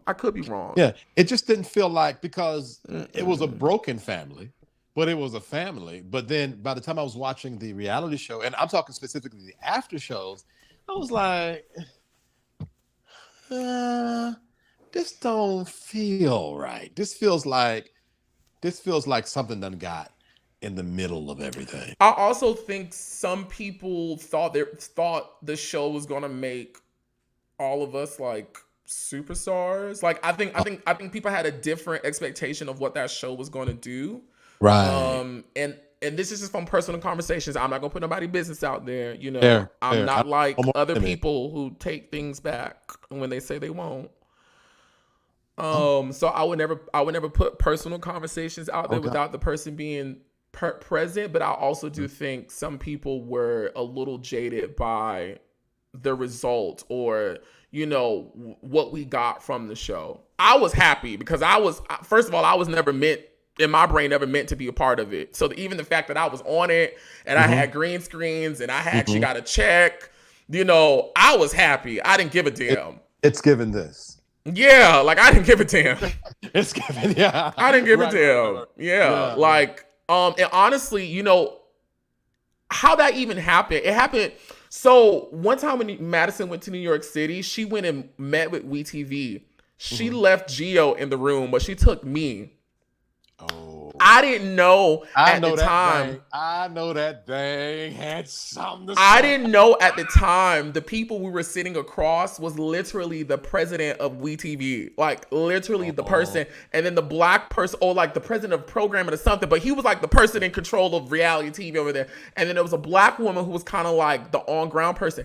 They were basically like interviewing me at the time. I didn't even know it. And they were like checking our dynamic. And then when David St. John got picked up as a showrunner, he told me, he was like, yeah, when I came in, I was interviewing you. And like, yeah. Yeah. I didn't know. Like, I wasn't expecting to be a part of it. I was just always expecting to kind of, be a part of the team in real life and support them as they were on TV. I never thought I was going to be her show. Oliver, I'm about to do something real ghetto. Okay. I am not in my normal studio, and the last time I did this kind of conversation, my mic wasn't right. So I hooked, in order to have professional audio through this iPad, I couldn't charge it. I'm at 3%. So I'm going to lose this mic real quick and plug up this app because I don't want to stop this conversation. Oh, no. So y'all forgive me. It is what it is. At this it's point, okay. We're in overtime anyway. Yeah, we having fun. Hold on 1 second, y'all. Okay. Yeah. I will say this, as you're getting yourself together, I don't got, I'm not angry or upset with nobody. I can never be that. Right. I really can't be that. It's worked for you. However, I will say a large growing part for me and my clients was that, a lot of these people I had worked with for years, like I met Maddie when I was a junior in I'm not high school, but a junior in college. This is 2016 when I met her. Wow. Yeah. When I first met her. Met Funky in the end of 2015.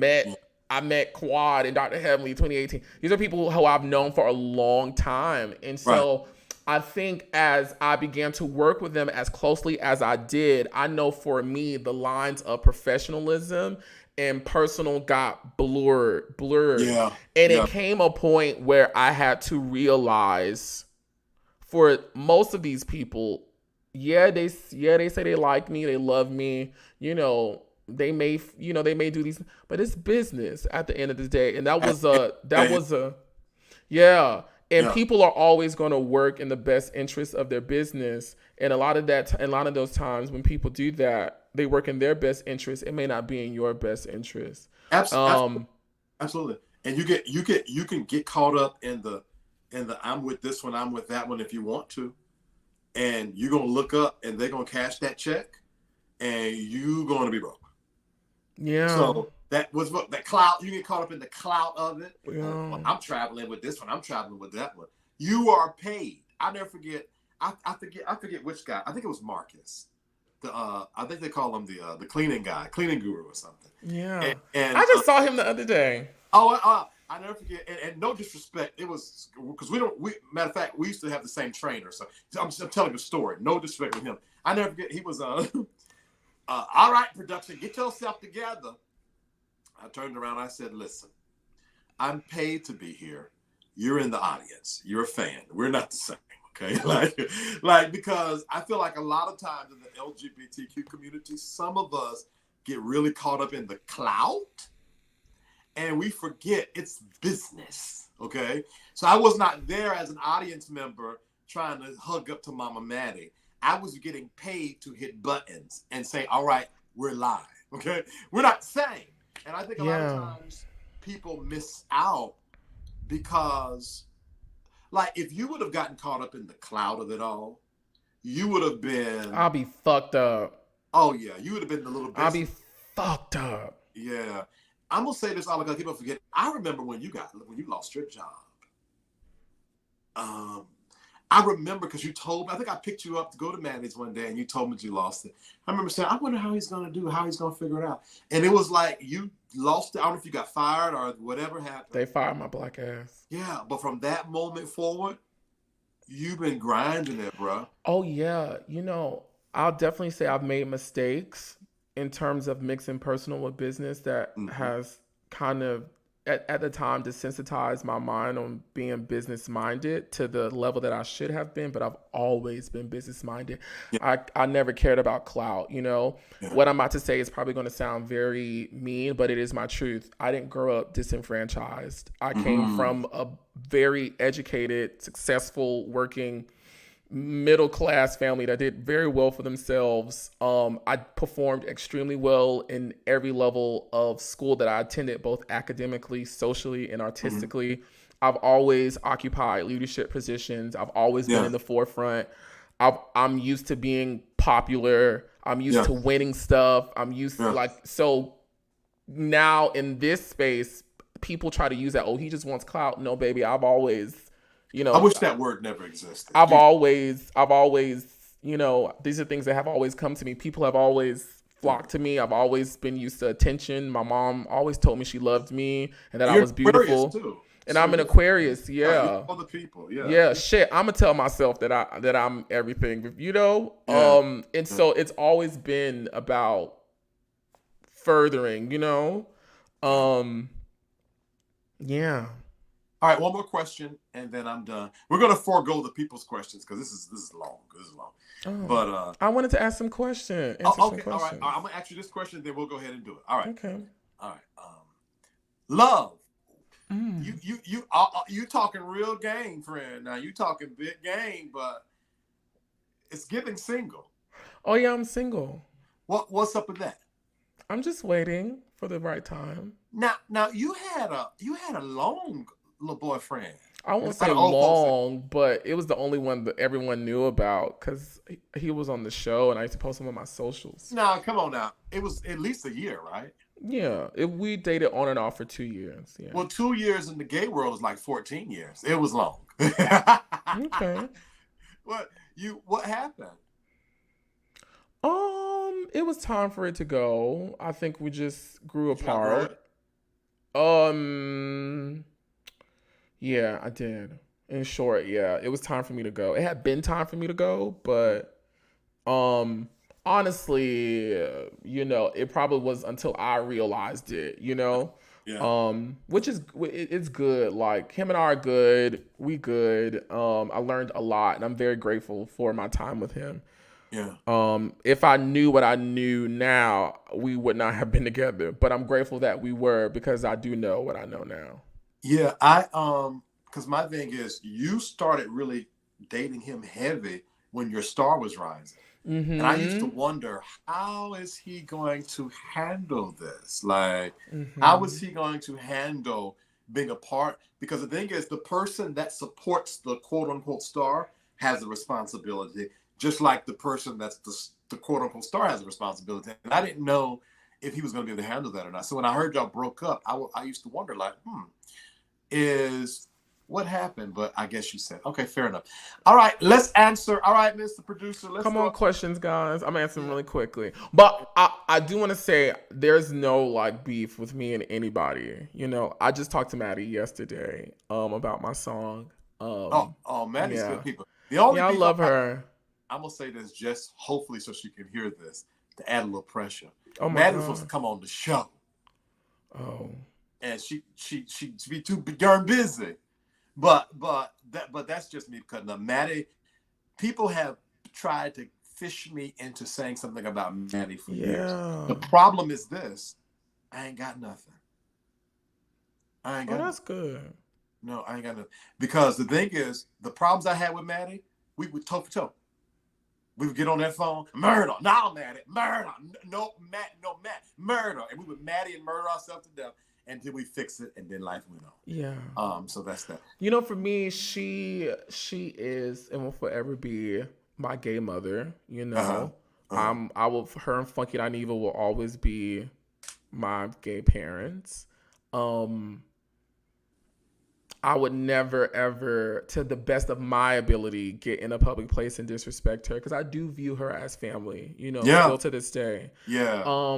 And so much of me, who I am present, is from working with her. A lot of my proudest moments in my career come from her, from working with her. And even the other proudest moments have some type of, you know, adjacency to yeah. her. And so That's in great. me respecting God and being grateful for the things he's blessed me with, I can never do what Gio did and disrespect her and disrespect what we created. You know, like I can never do that. And I feel like people get mad at me when I don't, but I'm like, you know, it's very present. I haven't always agreed with her. Yeah. The people on the team know I don't always, I never always agree with her and never had a problem saying I don't agree with this, you know? Right. But then when you add in the people and the comments and all this other stuff and bloggers, it can sometimes get carried away, but I will always maintain my love and respect for her. And I would never intentionally disrespect her. And even like Craig, even Chi, Miss Mary, all of them. I talked to Chi today, like, you know, for even you, Vincent, you and I haven't spoken, and we don't speak all the time, but you called me, was like, can you do this? Yeah, because for a period of time, we were all together. We were all working together. We were a dysfunctional gay family. We were eating together. Like I was literally living at this woman's house for damn near a year. You know, I've been around her family when her granddad was dying. Me and Miss Mary have talked. You know, there's no way I could just do like some of these people do on YouTube and just go nuclear. Like I just find that crazy. I would feel like a fake bitch, and I'm not. You don't dishonor the bridges that helped you cross over. No, I mean, I like the shit you do or say, and I may want to tell you about it, but I'm not going. I'm not going. And that don't mean you don't. And that don't mean. And let me say this: honoring don't mean you'll always cross the bridge. Sometimes you cross the bridge once, you'll never cross it again. But you don't dishonor the bridge. That bridge should be intact. That bridge should be secure. You might not walk it again. And that's how I feel about Matt. You can't make me say nothing about Matt. Because Matt ain't did nothing to me. And I go 10 toes down on that. And before we get into it, I think also too is a lot of these people met me when I was like 22 and now I'm like 28, about to be 30. You know, I probably was meek and nice and kind. You know, all of the day, listen, you know, if you say fuck you, I'm going to say go to hell. But you know, like, you know, I'm going to give you the energy back. Funky Dineva actually posted it when he had said something to me. I was like, your mama bitch. You know, like, you know, I've grown up. You know, I'm not the same Oliver that had just lost his job at the Y. You know, I'm Oliver who is Oliver, you know? I feel the same way because I was quiet, reserved, whatever y'all called me back then.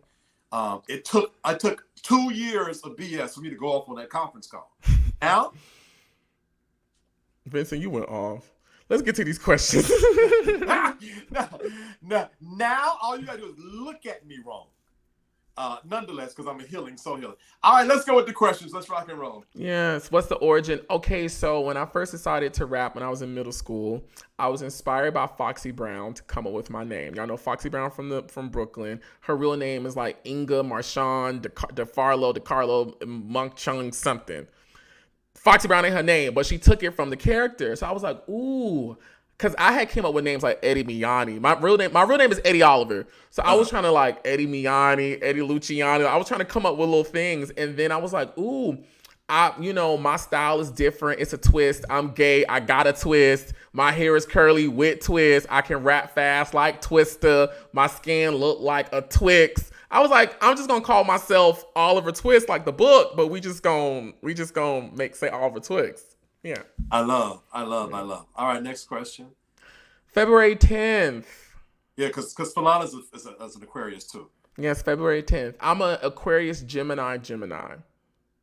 That's why we connect. Because I'm a Gemini. Yeah. Okay. All right. I got you. Next question.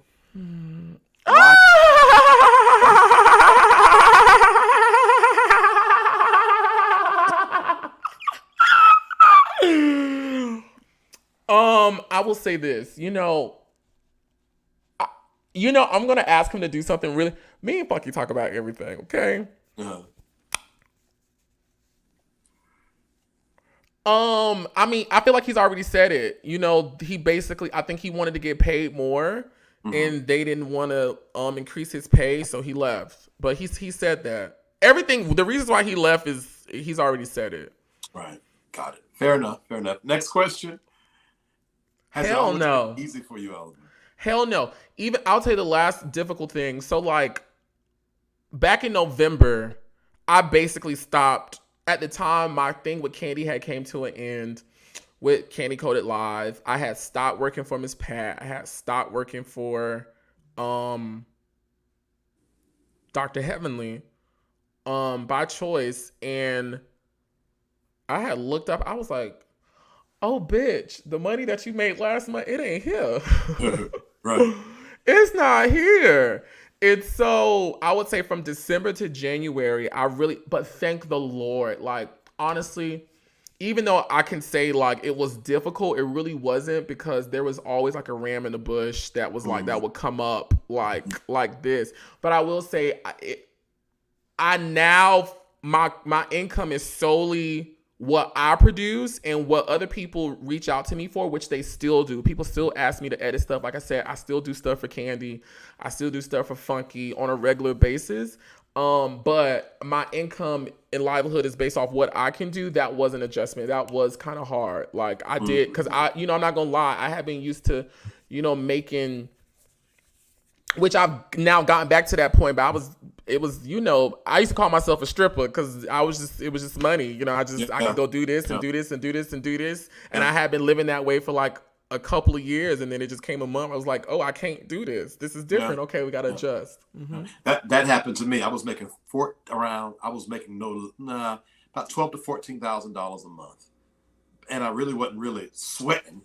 I just had clients. And so I wasn't even really tripping like that. Mm-hmm. And then one day I said, I'm over it. I'm just going to only do this. Yeah. Right, it was next an question. adjustment. Yeah. Have you ever had a low moment? Oh, yeah. I would say I had a low moment. I would say my last low moment was I was dating this guy and I had fallen in love with him. But I have fallen in love with him really because he told me to. And I just decided to believe him. But this was after like I had got my body done. I stopped smoking and drinking. I haven't had a drink or a blunt since last year, February. Oh, wow. Yeah. And I was really trying to purify my life because I felt like a lot of the things I had always asked God for were happening. I was on Netflix, then I was on ABC, then I was back on WeTV. Now I'm on Candy's channel. Now I'm hosting Shit for the Brat. Money's coming in. This man from head to toe that I wanted is here. And so I'm like, okay, universe, God, the man is here. Let me do what I need to do. And I really believed him. I really, really, really believed him. And once it came to a point to where it stopped on top of I was no longer working with my clients. All of my shows were done. I had some issues on Chasing Atlanta with like a sexual assault thing. I'm sorry. I don't know if it was a SA thing that had happened. Some of my peers in my community, my gay community, were dying young. And it was very sad for me. And then like the next month, somebody close to me was diagnosed with stage 4 cancer. Then Cookie was sick. Cookie passed away. I put it down a couple of weeks ago. You about that. Yeah, Cookie. And all these things were happening at the same time. Like literally at the same time. I've never said this out loud. This is my first time I've ever said this. All those things were happening to me at the same time. And it wasn't so much that it was low. I just was trying to understand why, like if 2023 was the best year of my life, which it was, I just was like, okay, I haven't lied. I haven't cheated. I haven't stolen. I'm grateful. I'm giving back. I'm sharing. I'm loving. What in the world? I'm talking to God. What is going on? Like, what is happening? Why am I under sudden attack? Yeah. And I was at a low moment because it made me question all of this confidence. Okay, so maybe I did have a low confident moment. It made me question this confidence and this wave that I had ridden, because it's like, well, now I'm here. So what was the meaning of all this other stuff if I'm right here? And Right. I really had to dig deep on a spiritual level first, and then on a mental, psychological level, then physical, then social, to really start reconstructing. I'm not gonna say building back, because I'm no longer that person I used to be. Correct. I had to build a new thing that I'm very proud of and excited about. But the genesis of that was a very low moment, just as a result of a culmination of just a bunch of bad shit happening at the same time. Yeah. I know too much. That you said that was your 2023, or your 2023 was like a high? No, 2023 was a high. Everything I just said was happening like from November all the way down. You know what? That's the exact same thing happened to me. Really? I swear to you, my 2023 July. I'm not gonna, because I want you to answer this. My 2023 July, credit on an all-time high. All my credit cards paid off. I had about $40,000 in credit availability. I had about $30-something thousand in my checking account. Just bought a new 2023 Mercedes. Everything I wanted had just opened up my private community. Everything I wanted out of life, I was getting, Oliver. And around September it started, and by November that was curtains for me. And I asked the same thing, like, now what? Well, now hold on now. And still trying to figure that shit out. So, but you know what? For me, what helped me was, remember I said earlier, what I seeked was knowledge, right? Mm-hmm. I remember, I just thought back to like how I started working with Madison, which was when Kaya left, and at the time she was done.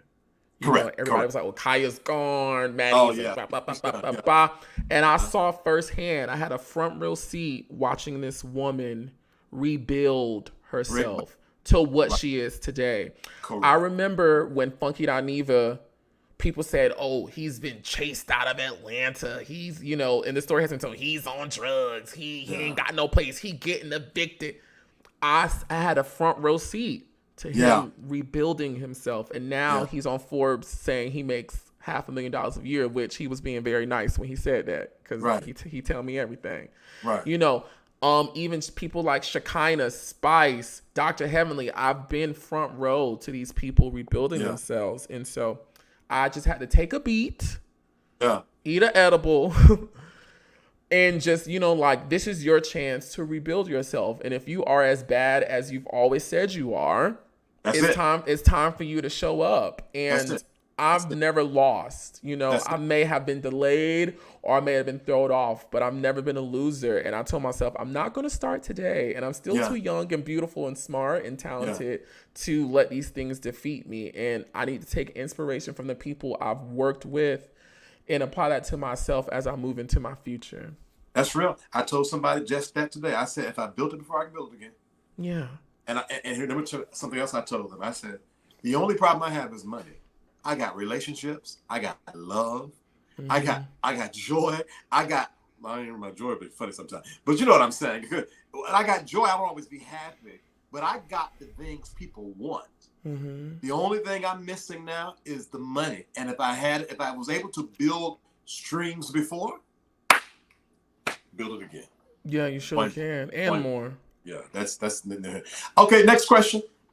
Oliver, will you ever move to another city? Oh, that's a good one. I think Atlanta will always be my home, but I'm definitely open to taking residence in another city. But I will always have a home in Atlanta. I love Atlanta, Georgia. Love. Mm-hmm. Next question. Contracts. Ooh. Candy Burr is the only person I have ever worked with that before I did a thing put me on a contract. And I remember reading it, and I remember asking questions like, why are you asking me to release rights? I didn't know I had rights. What do you mean? Right. I'm just here to film and edit. I didn't know I had rights. Yeah. When I started working for Meta as a personality on their content creator page, they were like signing over rights as the editor. What are you talking about, rights as an editor? Right. Editors have rights. Yeah. And I could be a whirlwind of a bitch and like do all that stuff, backtrack and do all of that. I'm not doing all that because, I think back, I think about it. Even if I knew I had rights and the person still presented me with a contract, I still would have signed, it, Yeah. Right. But that's one thing I would do different. I didn't know content creators had as much God-given, law-given, constitutional-given rights that we do. I did not know that until the last couple of months. That's one thing I would do different. Contracts. I love that. All right, next question. Oh, and accounting. Jesus. Oh. Best advice you ever got and from who? I don't know if it's the best advice, but I remember this advice, and I got this advice from Nene Leakes herself. And this is when I used to frequent her lounge a lot because someone I went to college with was on her team, and they used to have me come and have me promote and say that I was there, and so I used to be there for free, basically. But Nene will always look at me.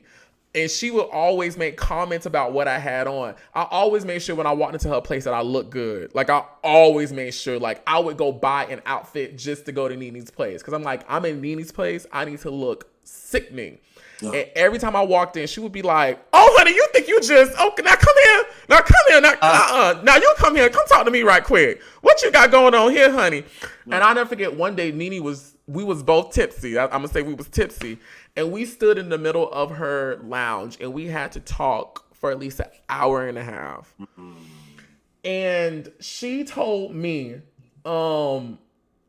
she said, Oliver, don't be letting these men get on your nerves. She was like, you too hot, you too talented, and it's just something about you that I like. If a man get on your nerves, dump him. Move on to the next one, honey, because you too fabulous to be worried about this. I actually telling that story made me think of another one. Tiffany Pollard, during the time when we was working on the Queen's Supreme Court and she was coming to help Maddie. And it was the first time she was there when she had her big hair like this. She was wearing this black dress and I walked in. I remember that. Yeah. You remember that night? When I walked in, I don't even remember when she took a smoke break, but she pointed at me. And at this time, I was not working on Maddie's team. I had done her graphics and her promo, but I wasn't Oliver as people knew me as Oliver at the time. She pointed at me. She said, come outside with me. And she said, what's your name? I told her. She said, what you do? I said, I just graduated college. She said, I don't know what it is about you, but you somebody. She said, I just want you to know that. You somebody. I just want to let you know that. When you walked in the room, I automatically looked at you. And I want you to know that. You somebody, and I'm going to see you again.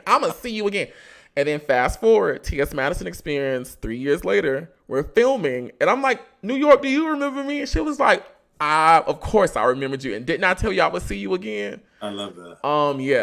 Yeah. You know, I sort of had that moment with Boots, the Terrill Boots lady. Oh, yes. What is Boots? Boots comes on Instagram Live with a guy named Jason McCrae a lot. That I follow. I don't think I follow Boots anymore, but Jason McCrae I follow, and Boots comes on his Instagram Live. Yes. The first time Boots came by the basement, Boots was getting in the car. You know, Boots is sort of loud and out there. She said, I forgot. She said, "You more important than what you think you are, and don't you let so and so and so and so and so and so and so and so and so and so and so." It's one of those moments like Tiffany Pollard where it's like they were able to see and know you ain't just nobody regular. Yeah. No. And you know what too? Shout out to Madison. Me and her had many conversations. Madison really instilled in me what it meant to be like a business person, even as a personality, even on the level that I was doing. I'll never forget this. I had already been on Chasing Atlanta, and from Chasing Atlanta, I started getting booked to perform and doing a whole bunch of shit. And I remember never forget, Madison overheard me going over my contract with somebody, and we was driving to New York City, and we was driving to DragCon when she had on that blue dress. The first time I think she went, she said, "Hang up that phone right now, hang it up right now." She said, girl, all that shit you saying, they getting over on you. She said, and she said, on every contract you get, you need to ask for this, you need to do this, you need to do that, you need to do that. She said, no. She said, you ain't just some little girl on the street. Oh, she said, you just ain't some little girl on the street. And she said this. She said, Oliver, if you always go to the club, if you always go to the lounge, if you always go to the events, the people ain't gonna never have a reason to book you. If they know you already gonna be there. Yeah. Mm-hmm. Shout out to Maddie. I love that. Yeah, I love that. So this has been, what was your major at Morehouse? All right, last question. What was your major at Morehouse? Music and English. Oh, nice. Mm-hmm. Oh, all right, Oliver. Hold on. Smart ass guy, did you put a song down there? He ain't following instructions. You were supposed to put the song down there. You didn't put it down there. He ain't following instructions. Yeah. You know, black people. So I Oliver, thank you so much. Sing your song. You have a song. Yeah, I'll sing Glow Up. How'll it go? I'll sing the oh boy, you know, my time, my love, not giving it up. Oh boy, you know you're all up in my way, boy. Oh boy, you know, my time, my love, not giving it. He's gone wrong, yeah, going on and glow up. I love. What a talented guy. Thank you so much for coming by the show, Mr. Oliver. I appreciate you, brethren. I appreciate it. Was nostalgia. It was nostalgia coming by and thinking about old time. I don't visit those moments in my mind that much. So neither do I. You can come by. All right. Thank you so much, sir. Thank you. I love you, Vincent. I just want to say I'm so proud of you and everything that you're doing. Hold on for a second. Okay, I can't. That comment is covering his face up, y'all. Not a question, but Oliver is an awesome individual, and he will get everything that belongs to him. He also is going to play a very, very positive role in the right people's lives, the same way Maddie has. Oh, I love that. You. Great. Thank you. Oh, but Vincent, I just want to say to you, I love you, and I'm so proud of you. You are my friend. We are friends. We are family. Thank you so much for inviting me, and I'm so happy for you to see you do your thing. Like, I've always thought you were dope. You always have had this presenter, newscaster, broadcaster, real deep and serious thing about you. That smile is so contagious. Your energy is so light. Yeah. You have a great personality. I'm very proud of everything that you're doing, and that you are not afraid to branch off and do your own thing after being associated with people that do the same thing that you are doing. I'm very proud of you, and I want you to keep going, I appreciate that, brother. And if you don't quit, I won't quit. And if I won't quit, you can't quit. Okay? Okay. Well, let me stop threatening, because every day of my life. No, I appreciate that. And I appreciate that. And I appreciate you. And looking forward to what the future holds. All right. And if you ever need any encouragement, holler at me. Yeah, that's something you still owe me, but I'm not going to say that on this live. I'll text you about it. Yes, sir. Track it. You remember. I hadn't forgot, sir. Oh, okay. All right, y'all. Good night. Ooh, I'm live in Atlanta next week, Friday, June 21st at the Apache Cafe. It is the premiere of my queer music showcase, Chasing the Beat Live. I've done it virtually twice, and now I'm bringing it live and in person. I have a stellar lineup of queer talent that are like freaking amazing. Tickets are available right now on eventbrite.com. You can get the link by going to my Instagram and clicking the link in my bio, but I really want people to come out and support this live show and this talented group of entertainers, queer people that I've put together for an amazing night. It's going to be a safe space. And I would love to see you guys there. Vincent, you have to come. Say less. Well, I'm in between. I'll be between Atlanta and North Carolina. So I'll be spending like weeks at a time. And I don't know, it seems like I left Atlanta and now spend more time in Atlanta as I've left. Yeah. So no, say less. So hold on, Falana, you're February the 10th too? So okay, so there's like 2 different February the 10th folks in here. All right, thank you so much, Mr. Oliver. I'm gonna put you backstage. Don't go nowhere. Okay. Let me do my little business, and then we'll get off and we'll talk. All right. Okay. All right. Let me do this. All right. Perfect. Thank you guys so much for it. I hope that you guys enjoy this. If you enjoyed this conversation, please support this platform. As you heard, I'm building it brick by brick, and I'm not embarrassed about it. And I'm gonna do whatever I gotta do to make this work. If I gotta cry, laugh, scream, shout, snot, I'm gonna do it support by $10. If I can get 10 of you to send $10, that would be a blessing to me. The Cash App is VTerrillHill LLC, and the email and PayPal, the email is connected to my Zelle and PayPal, info@VTerrillHill.com. I appreciate you guys so much. I would love to meet you, Mr. Vincent. I hope to see you there. Are you in Atlanta? Made by Auntie Perf. Okay, I might have to put that on my calendar. I need to be more social anyway. So that's the thing. But support, please support. As well, if you enjoyed this conversation, then you're going to enjoy the 6-week soul healing sessions, because that's what this is going to be. We're just going to talk and be human. Humanity should not have been taken out of healing. It should have never, ever been taken out of healing.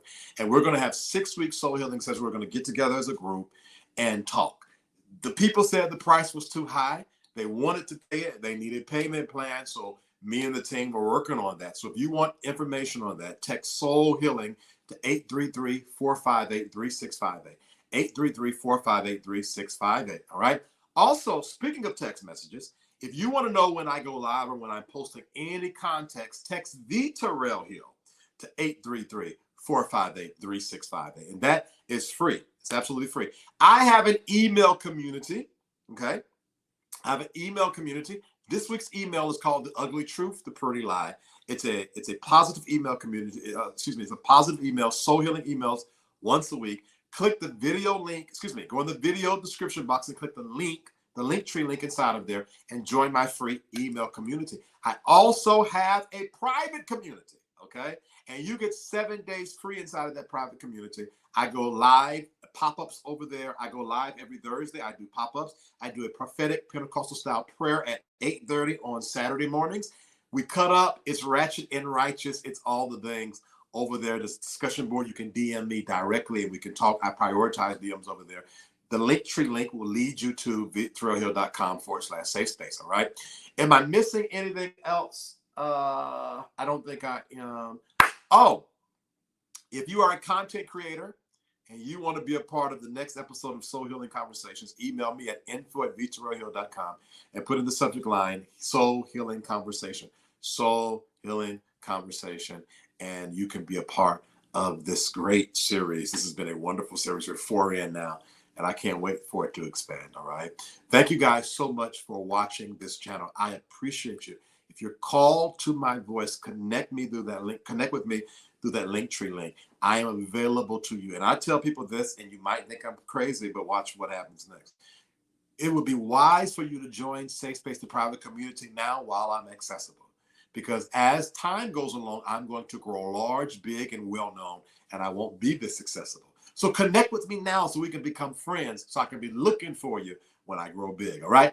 All right, we're going to run a commercial. We're going to get out of here. Love you guys. Long time. I'll see you tomorrow at 7:30. We're going to do another pop-up and have a good time. All right, y'all be blessed. Bye.